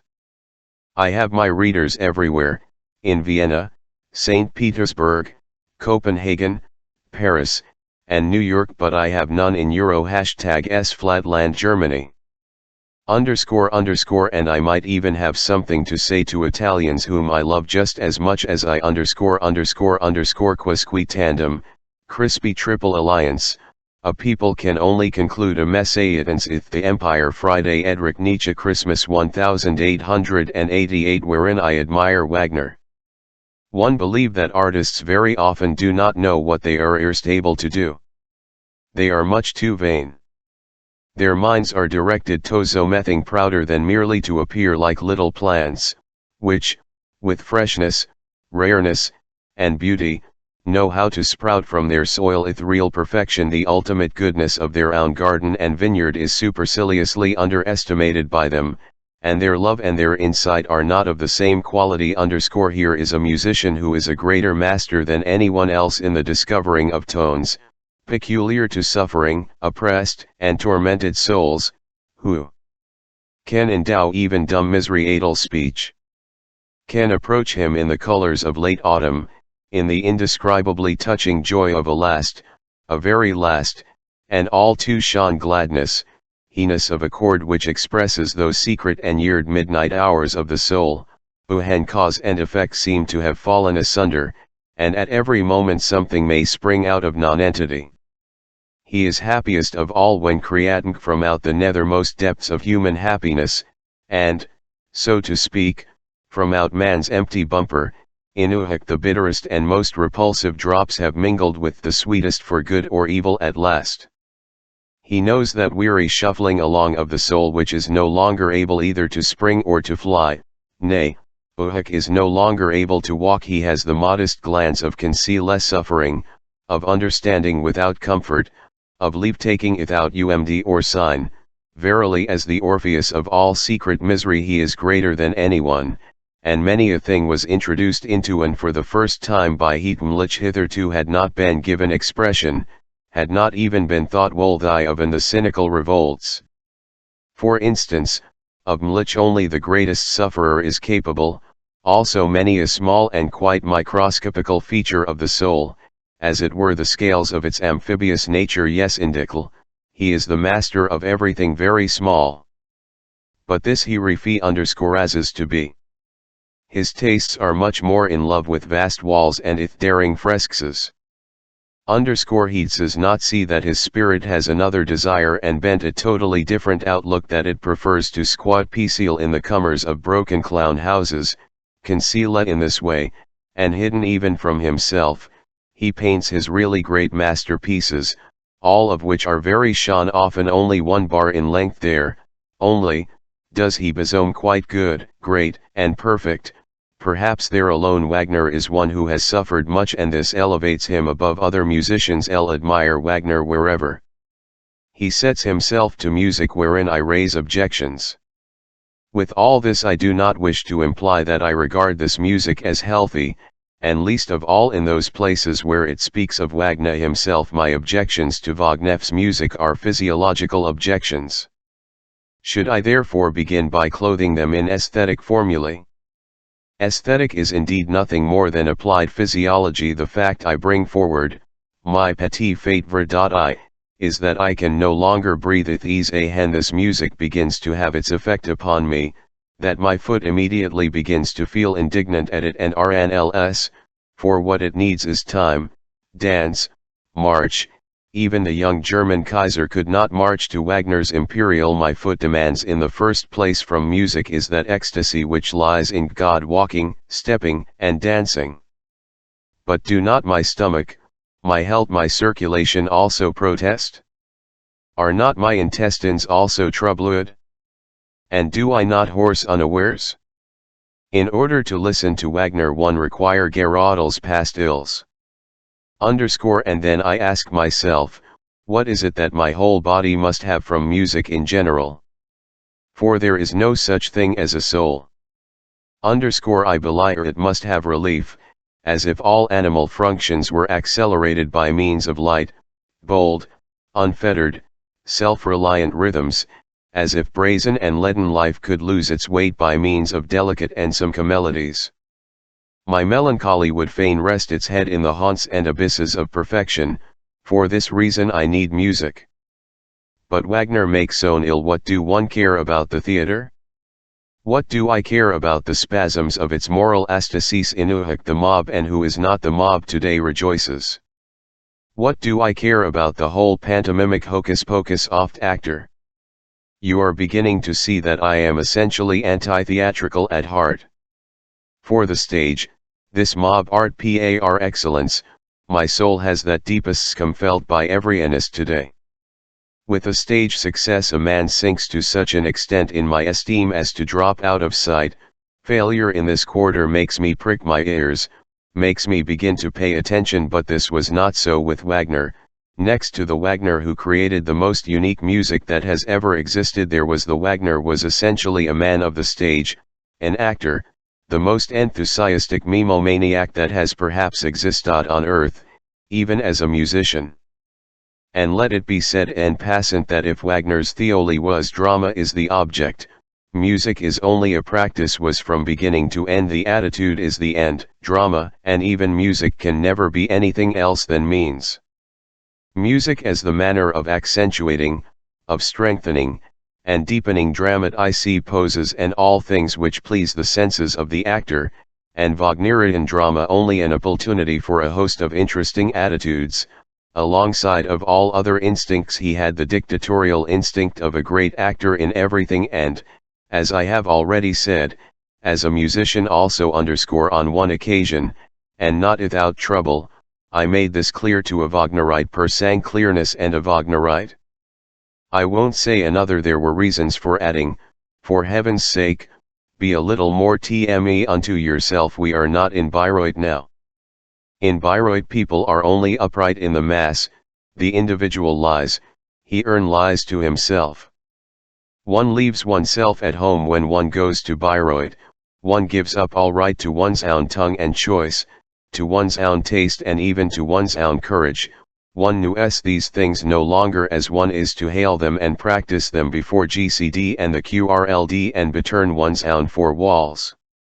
In the theatre no one brings the finest senses of his art with him, and least of all theanist who works for the theatre, for here loneliness is lacking, evil youthings does not suffer a witness. Underscore in the theatre one mob, Hurl Haman, Pharisee, electing cattle, patron, idiot Wagnerite, there, the most personal conscience is to submit to the leveling charm of the great multitude, there the neighbor rules, there one becomes a neighbor. Wagner as a danger. The aim after more modern music is striving, which is now given the strong but obscure name of melody, can be clearly understood by comparing it to one's feelings on entering the sea. Gradually one loses one's footing and one ultimately abandons oneself to the mercy or of the elements. One has to swim in the solemn, or fiery, swinging movement, first slow and then quick. Of old music one had to do something quite different, one had to dance. The measure which was required for this and the control of sane balanced degrees of time and energy, forced the soul of the listener to continual sobriety of thought upon the counterplay of the cooler currents of air which came from this sobriety, and from the warmer breath of entheism. Underscore the charm of all good music. Rest Richard Wagner wanted another kind of movement. He knew the physiological first principle of all music before his time. It was no longer a matter of walking or must zoom. We must hover underscore this perhaps decides the whole matter. Underscore unending melody really wants to break all the symmetry of time and strength, it actually scums these things. Its youth of invention resides precisely in what to an older ear sounds like rhythmic paradox and abuse. From the imitation or the prevalence of such a taste there would arise a danger for music so great that we can imagine none greater, the complete degeneration of the feeling for chaos in the place of rhythm. Underscore the danger reaches its climax when such music clears ever more closely to naturalistic play acting and pantomime. Mlich governed by no laws of aim and effect and nothing more. Expressiveness at all costs and music a servant, a slave to attitudes. This is the 2W hat. Would it really the first virtue of a performance, as performing musicalists now yearn to believe, under all circumstances to attain to a autreltef which cannot be surpassed? If this were applied to Mozart, for instance, would it not be a real sin against Mozart's cheerful, enthusiastic, delightful one and loving spirit? He who fortunately was no German, and whose seriousness is a charming and golden seriousness and not by any means that of a German clodhopper. Underscore not to speak of the earnestness of the marble statue underscore underscore underscore underscore but you seem to think that all music is the music of the marble. All music should, so to speak, spring out of the wall and shake the listener to his very bowels. Underscore only thus could music har any effect. But on whom the effect be made? Upon something on which a nobleist ought never to deign to act, upon the mob, upon the immature, upon the blasés, upon the diseased, idiots, and Wagnerites. Underscore a music without a future. Of all the arts which succeed in growing on the soil of a particular culture, music is the last plant to appear, maybe because it is the own most dependent upon our innermost feelings, and therefore the last to come to the surface at a time when the culture to which it belongs is in its autumn season and beginning to fade. It was only in the art of the Dutch masters that the spirit of medieval Christianity found its expression. Its architecture of sound is the youngest, but genuine and legitimate, sister of the Gothic. It was only in Handel's music that the best in Luther and in those like him found its voice. The Judeo-heroic trait gave the Reformation a touch of greatness. The Old Testament, not the New, become music. It was left to Mozart, throughout the epoch of Louis XIV and of the art of Racine and Claude Lorraine, in ringing gold. Only in Beethoven's and Rossini's music did the 18th century sing itself out, the century of enthusiasm, broken ideals, and fleeting joy. All real and original music is a swan song. Even our last form of music, despite its prevalence and its will to prevail, has perhaps only a short time to live, for it sprouted from a soil which was in the throes of a rapid culture which soon be submerged. A certain Catholicism of feeling, and a predilection for some ancient indigenous, so-called national, ideals and eccentricities, was its first condition. Wagner's appropriation of old sagas and songs, in which scholarly prejudice taught us to see something German par excellence, now we laugh at it all. The resurrection of these Scandinavian monsters with a thirst for ecstatic sensuality and spiritualization, the whole of this taking and giving on Wagner's pen in the matter of subjects, characters, passions, and nerves, would also give unmistakable expression to the spirit of his music, provided that this music, like any other, did not know how to speak about itself save ambiguously, for musica is a woman. Underscore underscore underscore we must not let ourselves be misled concerning this state of things, by the fact that at this very moment we are living in a reaction, in the heart itself of a reaction. The age of international wars, of ultramontane in fact, the whole interlude character which typifies the present condition of 0641 may indeed help an art like Wagner's to sudden glory, without, however, in the least ensuring its future prosperity. The Germans themselves have no auteur underscore we antipodes. Perhaps a few people, or at least my friends, will that I made my first plunge into life armed with some errors and some exaggerations, but that, in any case, I began with hope in my health. In the philosophical pessimism of the 19th century, I recognized, who knows by a hate bypaths of personal experience, the symptom of a higher power of thought, a more triumphant plenitude of life, than had manifested itself hitherto in the philosophies of Hume, Kant, and regarded tragic knowledge as the most beautiful luxury of our culture, as its most precious, most noble, most dangerous kind of prodigality, but, nevertheless, in view of its overflowing wealth, as a justifiable luxury.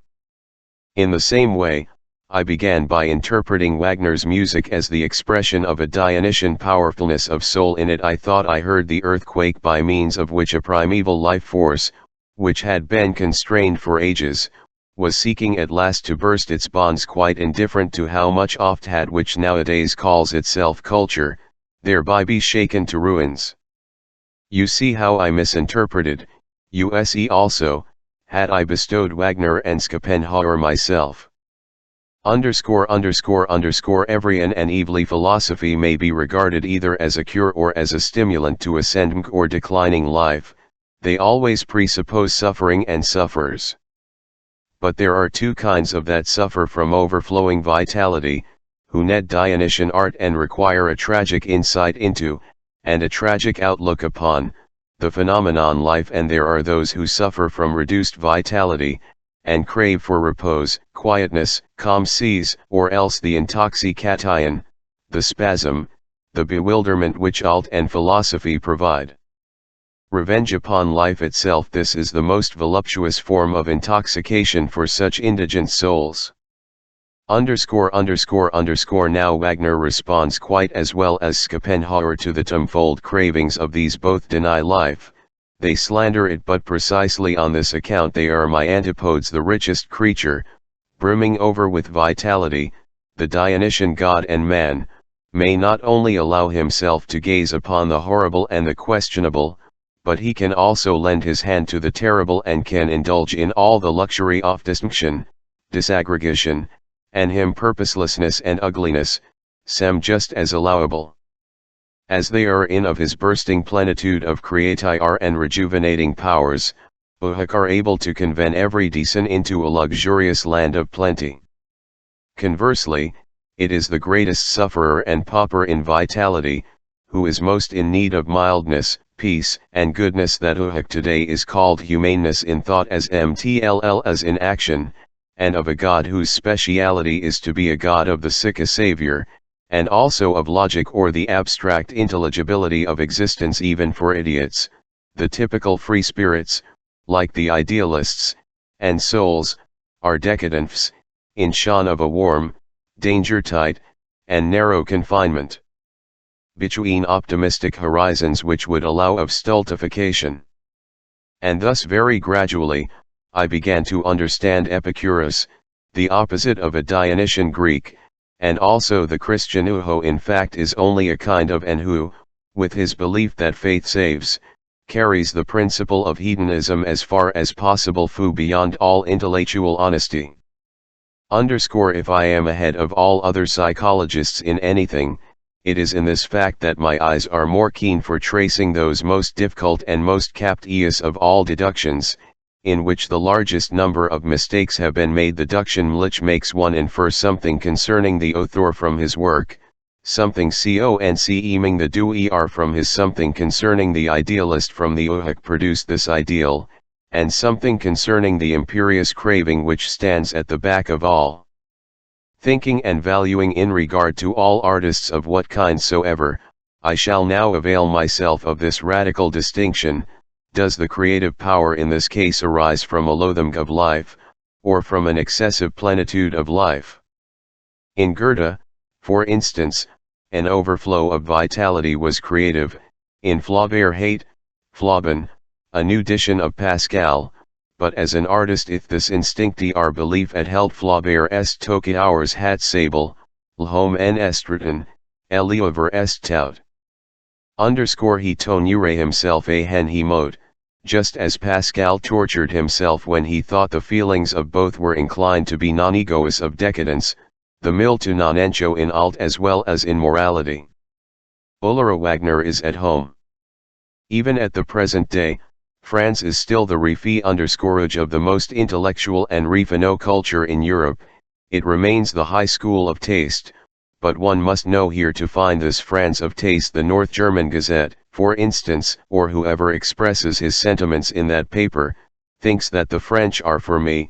If I had to find the blackest spot on where slaves still revered to be liberated, I should turn in the direction of non-Herne Germany ________, but those who form part of that select France take very good care to conceal themselves.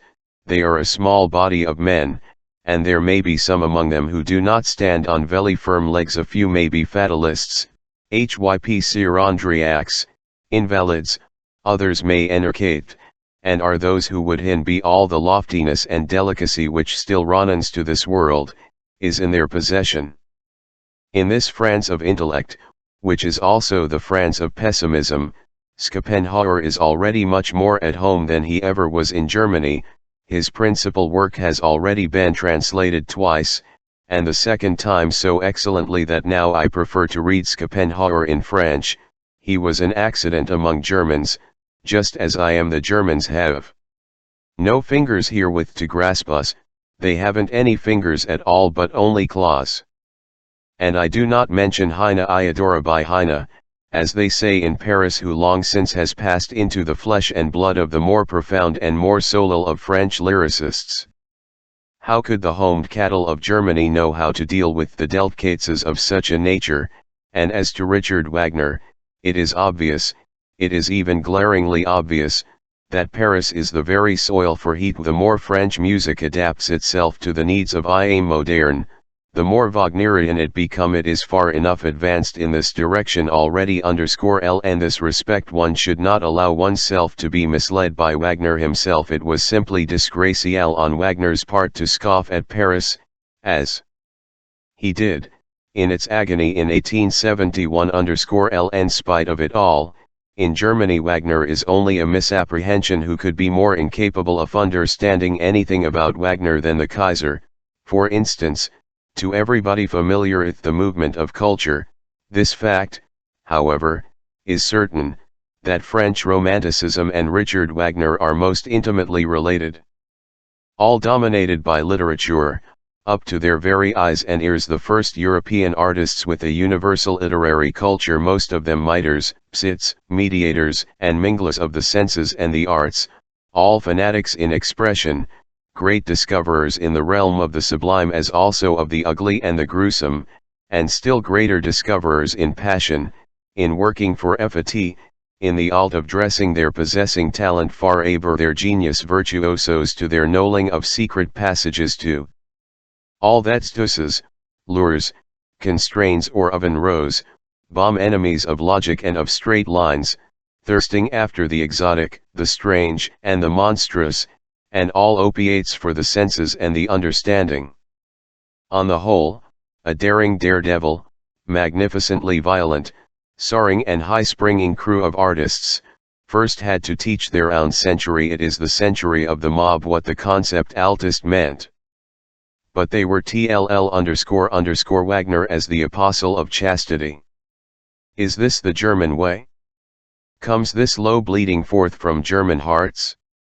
Should Teutons, sin repenting, lash themselves, or spread their palms with priestly unctuousness, exalt their feelings with the censor's homes, and cower and quake and bend the trembling kne, and if a sickly sweetness plead a prayer? Then ogle nuns, and ring the AR bell, and thus ith morbid furor outdo heaven? Is this the German way? Beware, yet are you free, yet your own lords. Hat yonder lures is Rome, Rome's faith sung without words. 2. There is no necessary contrast sensuality and chastity. Every good marriage, every genuine love affair is above this contrast, but in those cases where the contrast exists, it is very far from being necessarily a tragic one. This, at least, ought to hold God of all you too constituted and good-spirited mortals, who are not in the least inclined to reckon their unstable equilibrium between angel and petite bête, without author ado, among the objections to existence, the more refinée and more intelligent like Hafiz and Goethe, even regarded it as an additional attraction. It is precisely contradictions of this kind which lure us to life. On the other hand, it must be obvious, that when Circe's unfortunate animals are induced to worship chastity, all they see and worship is their opposite. And with what tragic groaning and fervor, may be imagined that sarn painful and thoroughly superfluous opposition which, towards the end of his life, Richard Wagner undoubtedly wished to set to music and to put on the stage, and to what purpose? May reasonably, and yet this other question can certainly not circumvented, what business had he actually with that manly, alas, so unmanly, bucolic simplicity, that PC or devil and son of nature Parsifal, whom he ultimately makes a Catholic by such insidious means? What was Wagner in earnest with Parsifal? Or, that he was laughed at, I cannot deny, any more than Gottfried Keller cam _____. We should like to belie our that Parsifal was meant as a piece of idle gaiety, as the closing act and satiric drama, with which Wagner the tragedian wished to take leave of us, of himself, and above all of tragedy, in a way which befitted him and his dignity, that is to say, with an extravagant, lofty, and most malicious parody of tragedy itself, of all the past and terrible earnestness and sorrow of this world, of the most ridiculous form of the unrealituralness of the ascetic ideal, at last overcome. For Parsifal is the subject par excellence for a comic opera. Is Wagner's Tarsifal his sozret laugh of superiority at himself, the triumph of his last and most exalted state of artistic frandom of artistic transcendence? Is it Wagner able to laugh at himself? Once again we only wish it were so, for what could Parsifal be if he were meant seriously? Is it necessary in his case to say, as one have heard people say, that Parsifal is the product of the mad hatred of knowledge, and sensuality, a curse upon the senses and the mind in one breath and in one fit of hatred? An act of apostasy and a return to Christianly sick and obscurantist ideals? And finally even a denial of self, a deletion of self, on the part of an artist who theretofore had worked with all the power of his will in favor of the outside cause, the spiritualization and sensualization of his art? And not only of his art, but also of his life. Let us remember how enthusiastically Wagner at one time walked in the footsteps of the philosopher Feuerbach. Feuerbach's words healthy sensuality struck Wagner in the 30s and 40s very much as they struck many other Germans. They called themselves the young Germans, that is to say, as words of salvation. Did he ultimately change his mind on this point? It would seem that he had at least had the desire of changing his doctrine towards the end, had the hatred of Fife dominant in him as in Flaubert. For Parsifal is a work of rancor, of revenge, of the most secret concoction of poisons with which to make an end of the first conditions of life. It's a bad work. The preaching of chastity remains an incitement to unnaturalness. I despise anybody who does not regard Parsifal as an outrage upon morality. How I got rid of Wagner. Already in the summer of 1876, when the first festival at Bayreuth was at its height, I took leave of Wagner in my soul. I cannot endure anything double-faced. Since Wagner had to Germany, he had condescended step by step to everything that I despise, even to anti-Semitism. As a matter of fact, it was then high time to bid him farewell. But the proof of this canal only soon Richard Wagner, ostensibly the most triumphant creature alive, as a matter of fact, though, a cranky and desperate decadent, suddenly fell helpless and broken on his knees before the Christian cross. Was there no German at that time who had the eyes to see, and the sympathy in his soul to feel, the ghastly nature of this spectacle? Was I the only one who suffered from the unexpected event, like a flash of lightning? Made me see only too clearly what kind of a place it was that one had just left, and it also made me shudder as a man shudders who unawares has just escaped a great danger. As I continued my journey alone, I trembled. Not long after this I was ill. More than ill, I was of the continual over-evil youthing which remained for us men to be enthusiastic about, of the energy, industry, hope, youth, and love that are squandered everywhere, tired out of loathing for the whole world of idealistic lying and conscience softening.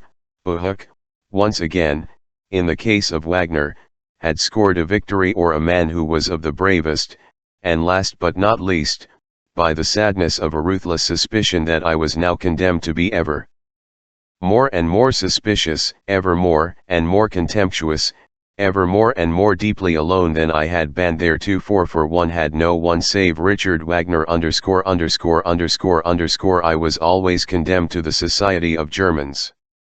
To henceforward alone and cruelly distrustful of myself, I then took up sides, not without anger against myself and for all that which hung me and fell hard upon me, and thus I found the road to that courageous pessimism which is the opposite of all idealistic falsehood, and as it seems to me, is also the road to me to no mission. That hidden and dominating thing, for which for long ages Hale had no name, until ultimately it comes forth as our tyrant in us meeks a terrible revenge upon us for every attempt we make either to evade him or to escape him, for every one of our experiments in the way of befriending people to whom we do not belong, for every active occupation, however estimable, which may make us diverge from our principle, and even for every virtue which would fain protect us from the rigor of our most intimate sense of responsibility. Illness is always the answer, whenever we venture to doubt our right to our mission, whenever we begin to make things too easy for ourselves. Curious and terrible at the same time. It is for our relaxation that have to pay most dearly. And should we wish after all to return to then have no choice, we are compelled to burden ourselves more heavily than we had been burdened before. The psychologist speaks. The oftener a psychologist born, an unavoidable psychologist and soul diviner turns his attention to the more select cases and individuals, the greater his danger of being by sympathy, he needs greater hardness and chiralness than any other man. For the corruption, the mination of higher men, is in fact the MLE, it is terrible to hail such a ill always before our eyes underscore the manifold torments of the psychologist who has discovered this, who discovers once, and then discovers almost repeatedly throughout all history, this universal irrener hopelessness of higher men, this eternal too late, in evilly sense may perhaps one day be the cause of his going to the dogs himself. In almost every psychologist may see a telltale predilection in favor of intercourse with commonplace and Eulorderod men, and this betrays how constantly he requires healing, that he needs a sort of flight and forgetfulness, away from his insight and incisiveness, from what his liusiness has laid his conscience. A horror of his memory is typical of him. He is easily silenced by the judgment of others.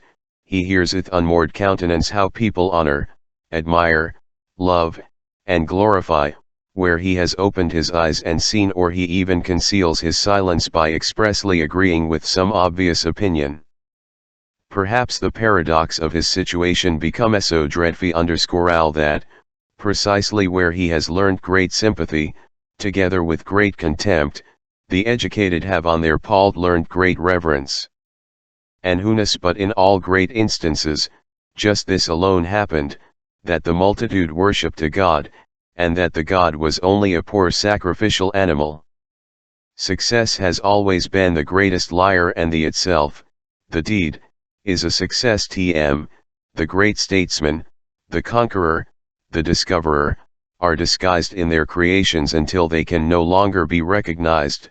The obvianist, of the philosopher, only invents him who has created it, who is reputed to have created it. The great men, as they are reverenced, are poor little fictions of fiendvards. In the world of historical values counterfeit coinage prevails. To those great poets, for example, such as Byron, Musset, Poe, Leopardi, Kleist, Gogol, I do not dare to mention much greater narns, but I imply them, as they now appear, and higher perhaps obliged to be, men of the moment, sensuous, absurd, versatile, light-minded and quick to tmst and to distrust, adel souls in whom usually some flaw has to be concealed, often taking revenge adel therefore an internal blemish, often seeking forgetful oneness in their sorrowing from a too accurate memory. Idealists out of proximity to the mud, what a torment these great artists are, and the so-called higher men in general, to him who has once found them out. We are all special pleaders in the cause of mediocrity. It is conceivable that it is just from woman, who is clairvoyant in the world of suffering, and, alas, also unfortunately eager to help and save to an extent far beyond her powers, that they have learned so readily those outbreaks of boundless sympathy. The multitude, above all the reverent multitude, overwhelms adult-plying and self-gratifying interpretations. This sympathizing invariably desires itself as to its woman would like to believe that love can do even thing. It is the superstition peculiar to her. Alas, he knows the held finds out how poor, helpless, pretentious, and blundering even the best and deepest love is, how much more readily it destroys than saves. The intellectual loathing and haughtiness of every man who has suffered deeply the extent to which a man can suffer, almost determines the order of rank, the chilling uncertainty with which he is thoroughly imbued and colored, that by virtue of his suffering he knows more than the shrewdest and wisest can ever know, that he has familiar and at home in many distant terrible worlds of which you know nothing. Silent intellectual haughtiness, this pride of the elect of knowledge, of the initiated, of the almost sacrificed, finds all forms of disguise necessary to protect itself from contact with gushing and sympathizing hands, and in general from all that is not its equal in suffering. Profound suffering makes noble, it separates. One of the most refined forms of disguise is epicurism, along with a certain ostentatious boldness of taste which takes suffering lightly, and puts itself on the defensive against all that is sorrowful and profound. There are men who make use of good spirits, they are on account of them they wish to be misunderstood. There are scientific minds who make use of science, because it gives a cheerful appearance, and love of science leads people to conclude that a person is shallow. They wish to mislead to a false conclusion. There are free insolent spirits which feign conceal and deny that they are at incurable healths. This is Hamlet's case, and then folly itself can be the mask of an unfortunate and alas, all dead sultane knowledge. Epilogue. One have often asked myself whether one am not much more deeply indebted to the hardest years of my life than to any others. According to the voice of my innermost nature, everything necessarily, seen from above and in the light of a superior economy, is also useful in itself. Not only should one bear it, one should love it. Amor fati, this is the very core of my being, and as to my prolonged illness, do I not owe much more to it than one owe to my health? To it I owe a higher kind of health, a sort of health which grows stronger under everything that does not actually kill it. I owe even my philosophy. Only great suffering is the ultimate emancipator of spirit, for it teaches one that vast suspiciousness which makes an X out of every U, a genuine and proper X, te, the antepenultimate letter. Only great suffering, that great suffering, under which we seem to over a fire of green wood, the suffering that takes its time, forces us philosophers to descend into our nethermost depths, and to let go of all trustfulness, all good nature, all whittling down, all mildness, all which things we had formerly staked our humanure. I doubt whether such suffering improves a man, but I know that it makes him deeper. Supposing we learn to set our pride, our scorn, our strength of against it, and thus resemble the Indian who, however cruelly he may torture, considers himself revenged on his tormentor by the bitterness of his own tongue. Supposing it draw from pain into nonentity, into the deaf, dumb, and rigid sphere of self-surrender, self-forgetfulness, self-effacement, one is another person when one leaves these protracted and dangerous exercises in the art of self-mastery.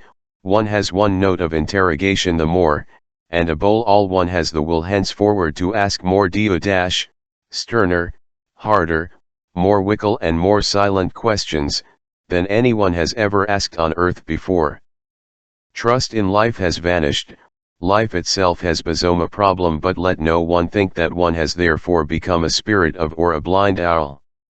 Even love of life is still, it is a afferent kind of love, it is the love for a woman whom doubt too. The rarest of all things is this, to have after all another taste, a second taste.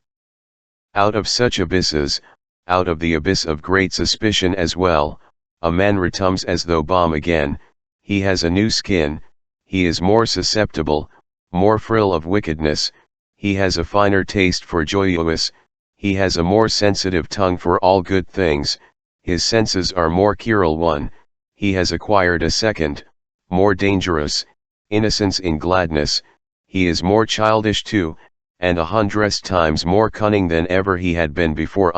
How much more repulsive pleasure now is to him, that coarse, heavy, buff colore pleasure, which is by our pleasure seekers, our cultured people / our wealthy folk and our rulers.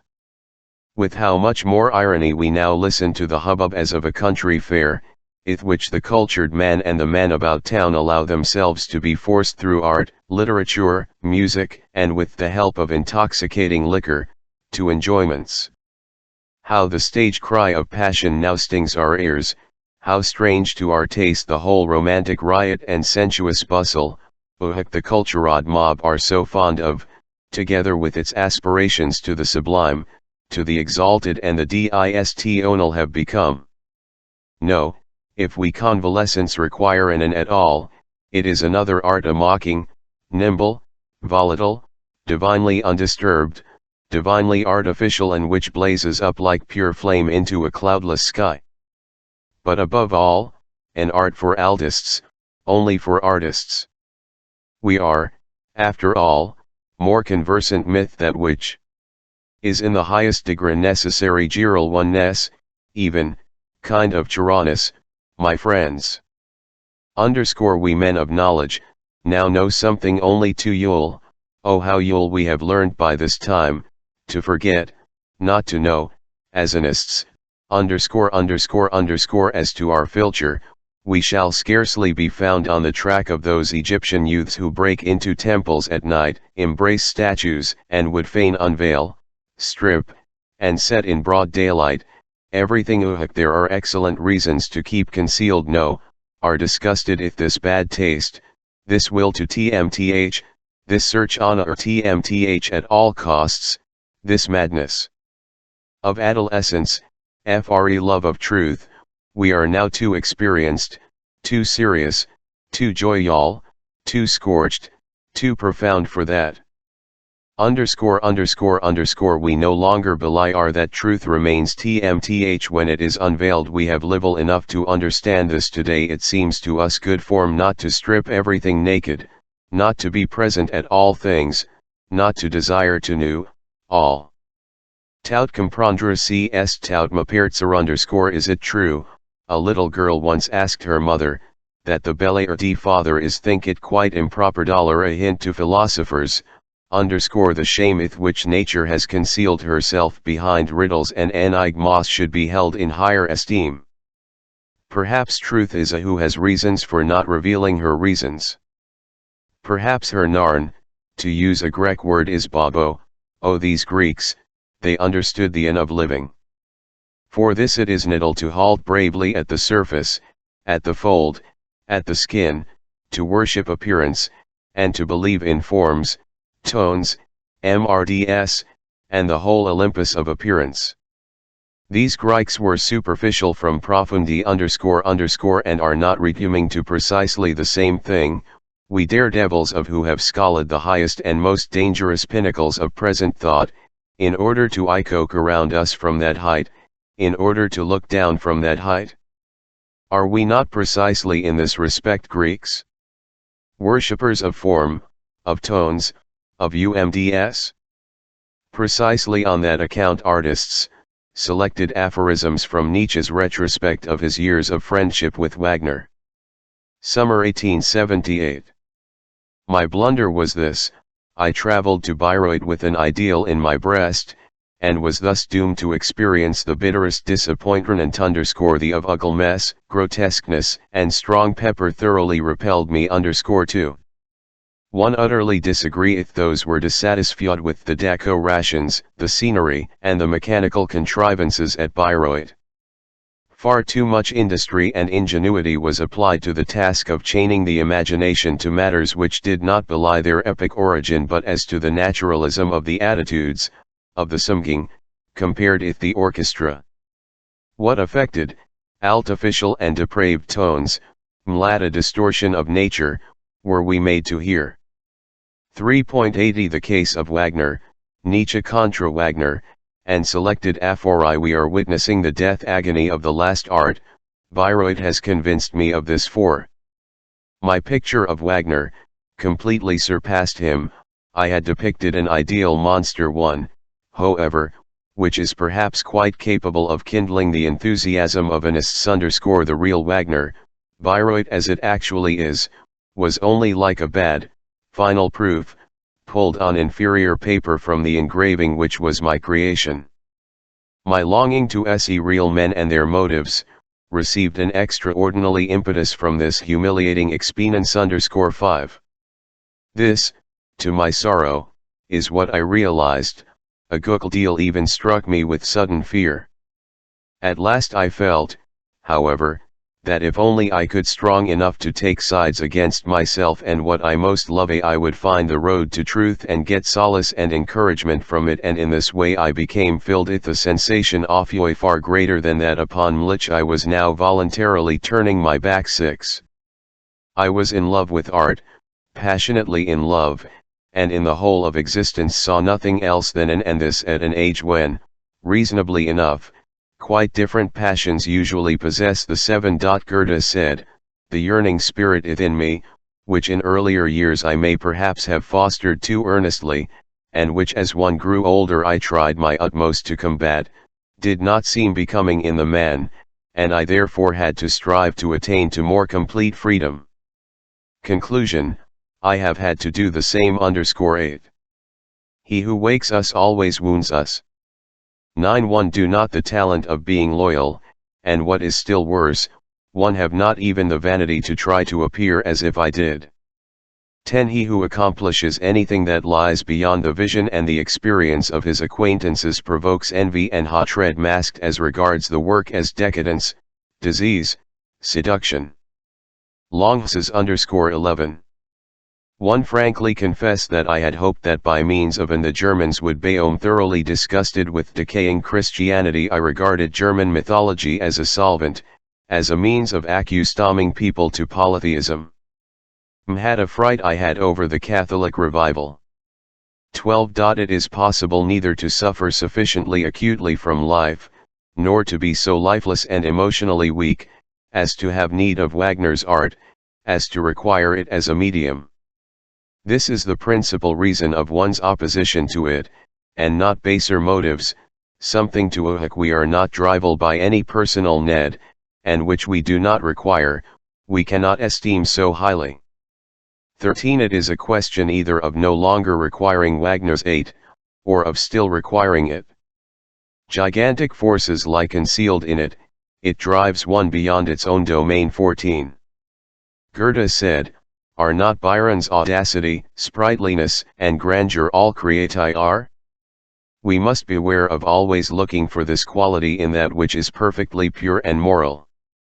All greatness is creative the moment we realize it. This should apply to Wagner's 8:15. We shall always have to credit Wagner with the fact that in the second half of the 19th century he impressed art upon our memory as an important and magnificent thing. True, he did this in his own, and this was not the shun of upright and far-seeing men. 16. Wagner versus the cautious, the cold, and the contented of the world. In this lies his greatness. He is a stranger to his age. He combats the frivolous and the super-small, but he also fights the just, the moderate, those delight in the world, like Xethi, and the mild, the people of chart. The scientific among men. This is the reverse of the medal. Our youth was up arms against the soberness of the age. It plunged into the cult of excess, of passion, of ecstasy, and of the blackest and most austere conception of the 18. Wagner pursues one form of madness, the age another form. Mth carry on their chase at the same speed, each is as blind and as unjust as the other. 19. It is easily difficult to trace the course of Wagner's inner development. No TMST must be placed in his own description of his soul's experiences. He writes party pamphlets for his followers. 20. It is extremely doubtful whether Wagner is able to bear witness about himself. 21. There are men who try in vain to make a principle out of themselves. This was the case with Wagner. 22 Wagner's obscura concerning final aims, his non-antique fog mess _23. All Wagner's ideas straightway become manias, he is tyrannized over by them. How can such a man allow himself to be tyrannized over and this UQ? For instance, by his hatred of Jeff.S. He kills his themes like his ideas, by means of his nihilent lore of repeating them. The problem of excessive length and breadth, he us with his raptures. 24 Say ia rage de viller penser et sentir au-delà de ses forces, Dowden, the Wagnerites. 25 Wagner, whose ambition far exceeds his natural gifts, has tried an incalculable number of times to achieve a halle beyond his powers, but it almost makes one shudder to see someone assail with such persistence that which defies conquest the fate of his 26. He is always thinking of the most extreme every word, but in the end superlatives bem to Paul 27. There is something which is in the highest degree suspicious in Wagner, and that is Wagner's suspicium. It is such a strong trait in him, that on 2 occasions I doubt whether he were a musician at all. 28 The proposition, the HCE of perfection there is no salvation save is thoroughly Wagnerian profound jealousy of evil youthing great from which he can draw fresh ideas. Hatred of all that which he cannot approach, the Renaissance, French and Griechen in style. 29 Wagner is jealous of all periods that have shown restraint, he despises beauty and grace, and finds only his own virtues in the Germarles, and even attributes all his failings to them. 30. Wagner has not the to unlock and liberate the soul of those he frequents. Wagner is not sure of himself, but dismissful and arrogant. His art has this effect upon mists, it is envious of all rivals. 31. Plato's enw he uald fain monopolis Socrates. He saturates the latter with himself, pretends to idem him, caxic, and tries to separate all Socratists from him in order himself to appear as the only TME apostle, but his historical presentation of him is else, even to a parlous degree, just as Wagner's presentation of Beethoven and Shakespeare is false. 32 When a dramatist speaks about himself he plays a part, this is ine _idable_ when Wagner speaks about Bach and Beethoven he speaks like one for horn he would fain be taken but he impresses only those are already convinced, for his dissimulation and his genuine nature are too violently at variance. 33 Wagner struggles against the frivolity in his nature, which to him the ignoble, as opposed to Goethe, constituted the joy of. 34. Wagner has the mind of the ordinary man who prefers to trace things to one cause. The Jews do the same, one aim, therefore one savior. In this way he simplifies German and culture, wrongly but strongly. 35.87 Wagner admitted all this to himself one and enough in private communion with his soul.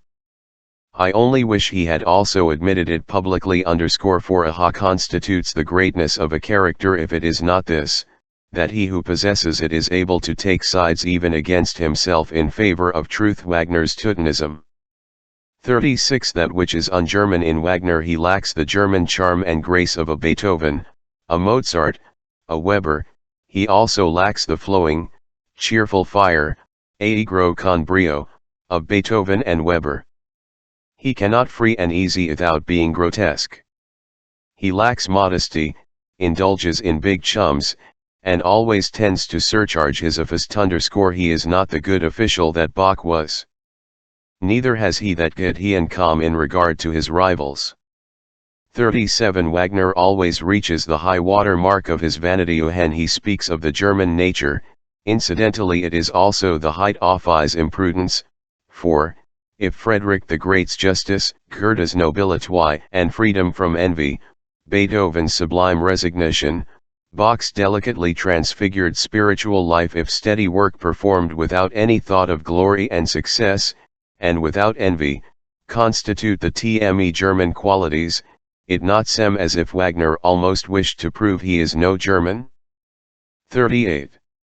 Terrible wildness, abject sorrow, emptiness, the shudder of joy, unexpectedness, in short all the qualities peculiar to the Semitic race. I believe that the Jews approach Wagner's art with more understanding than the Aryans do. 39 A passage concerning the Jews, taken from Taine as it happens, I have misled the reader. The passage does not concern Wagner at all, but can it be possible that Wagner is a Jew? In that case we could readily understand his dislike of Jews. 40 Wagner's art is absolutely the art of the age, and aesthetic Maldhar rejected it. The more subtle people amongst us actually do reject it even now. The corsaging of everything is ideal. It is very far the moral contrast of these self-indulgent burningly loyal creatures of Wagner, acts like a spur, like an irritant, and even the sensation is turned to account in obtaining an effect. 41 What is it in our age that Wagner's art expresses?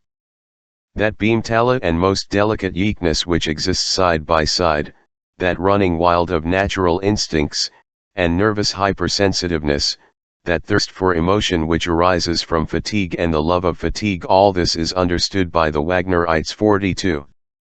Stupefaction or intoxication constitute all Wagnerianen. On the other hand, I could mention instances in which Wagner stands higher, in which real joy flows from him.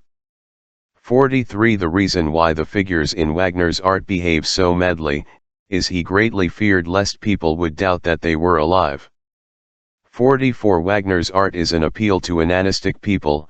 All means are well commed which help towards obtaining an effect. It is calculated not to produce an artistic effect but an effect upon the nerves in general. 45 Apparently in Wagner we have an and for everybody. Coarse and subtle morals seem to be unit in it, albeit its prerequisite it may be musico-aesthetic education, and particularly adel moral indifference. 46 In Wagner find the most ambitious combination of all morals with the new of obtaining the strongest effect, whereas genuine musicians quietly develop indie/igual genres. 47 Dramatists are borrowers, their principal source of sophistic thoughts drawn from the epos. Wagner wrote from classical music besides. Dramatists are constructive geniuses, they are not inventive and original as the epic are. Drama takes a lower rank than the epos, it a coarser and more democratic public. 48 Wagner does not altogether tmst music. He weaves kindred sensations into it in order to lend it the character of greatness. He measures himself on others. He first of all gives his listeners intoxicating drinks in order to lead them into believing that it was the music that intoxicated them. 49 The same amount of talent and industry which makes the classic, and it appears some time too late, also makes the Baroque artist like Wagner. 50 Wagner's alt is calculated to appeal to short-sighted people. One has to get much too close up to it. Miniature it also appeals to long-sighted people, but not to those with normal sight. Contradictions in the idea of musical drama. 51 Just listen to the second act of the Götterdämmerung without the drama it is chaotic music, as wild as a bad dream, and it is as fr1 fl 11y distinct as if it desire to make itself clear to deaf people. This volubility with nothing to say is alarming. Compared with it, the drama is a genuine relief. Is the fact that this music when heard alone, is, as a whole, intolerable, apart from a few intentionally isolated parts, in its more. Suffice it to say that this music without its accompaniment drama, is a contradiction of all the highest laws of style belonging to older music.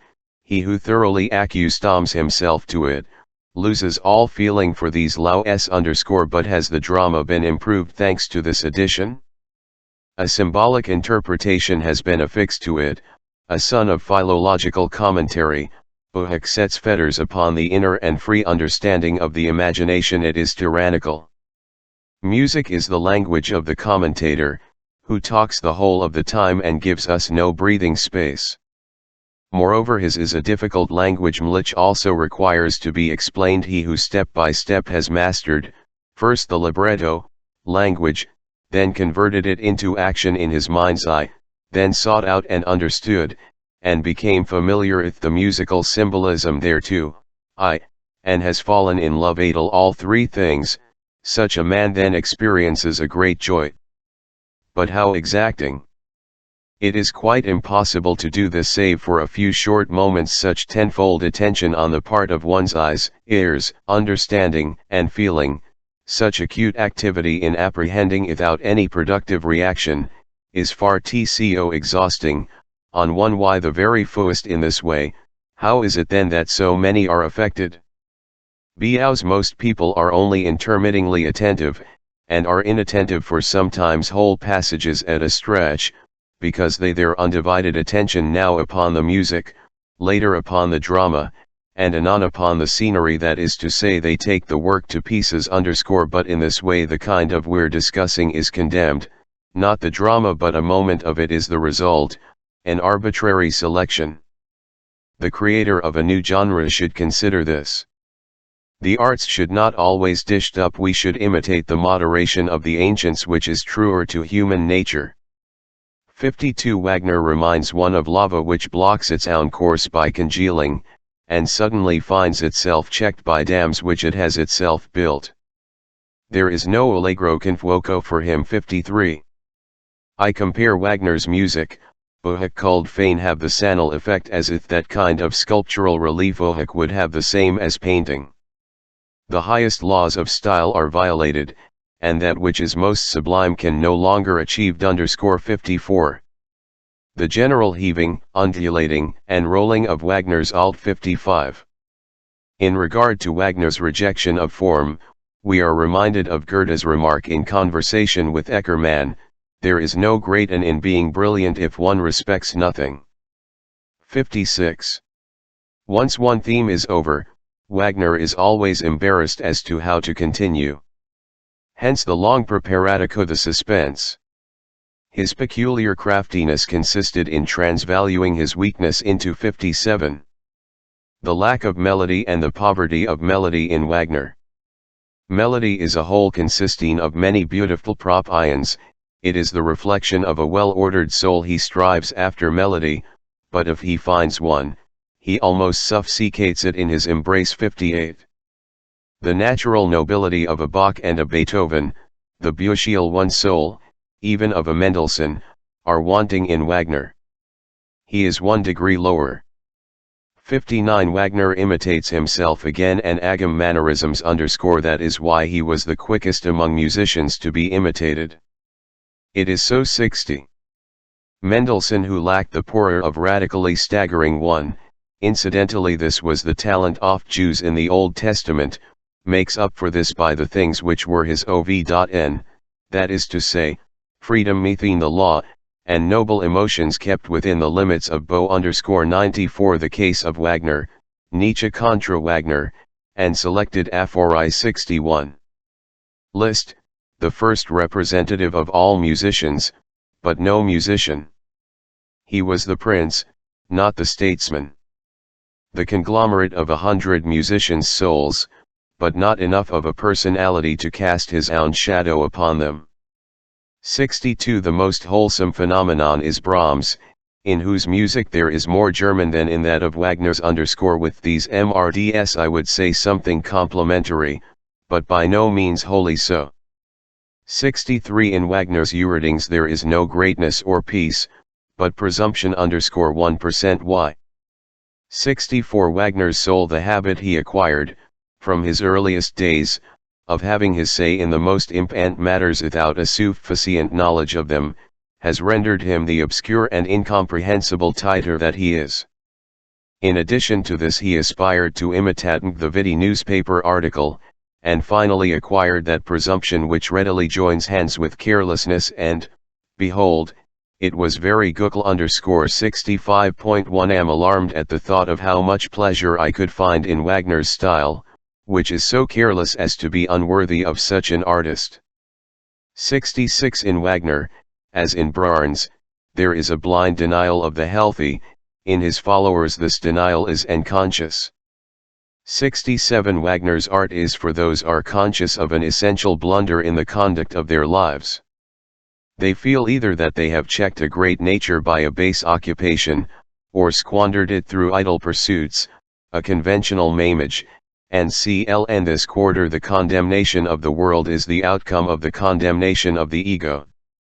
68 Wagnerites do not wish to alter themselves in any way, they live discontentedly in insipid, conventional, and brutal circumstances. Only at intercalaries does art have to raise them as by magic these things. Weakness of will. 69 Wagner's art is for scholars do not dare to become philosophers, they feel discontented with themselves and are generally in a state of obtuse stupefaction. From time to time they take a bath in the opposite conditions. 70. I feel as if I had from an illness, with a feeling of unutterable joy I think of Mozart's Requiem. One can once more enjoy simple fare. 71 I understand Sophocles' development through and through, it was the repugnance to and pageantry.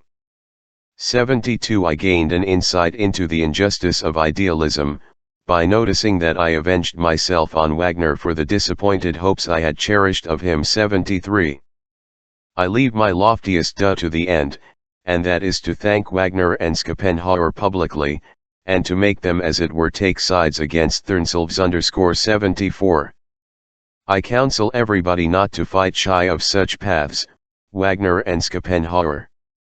The wholly unphilosophic feeling of remorse, has become quite strange to me. Wagner's effects. 75. We must strive to the false after effects of Wagner's. If he, in order to create Parsifal, is forced to pump fresh strength from religious sources, this is not an example but a danger. 76. One and name the fear that the fats of Wagner's art ultimately into that torrent which takes its rise on the other side of the mountains, and Mlich knows how to flow even over mountains.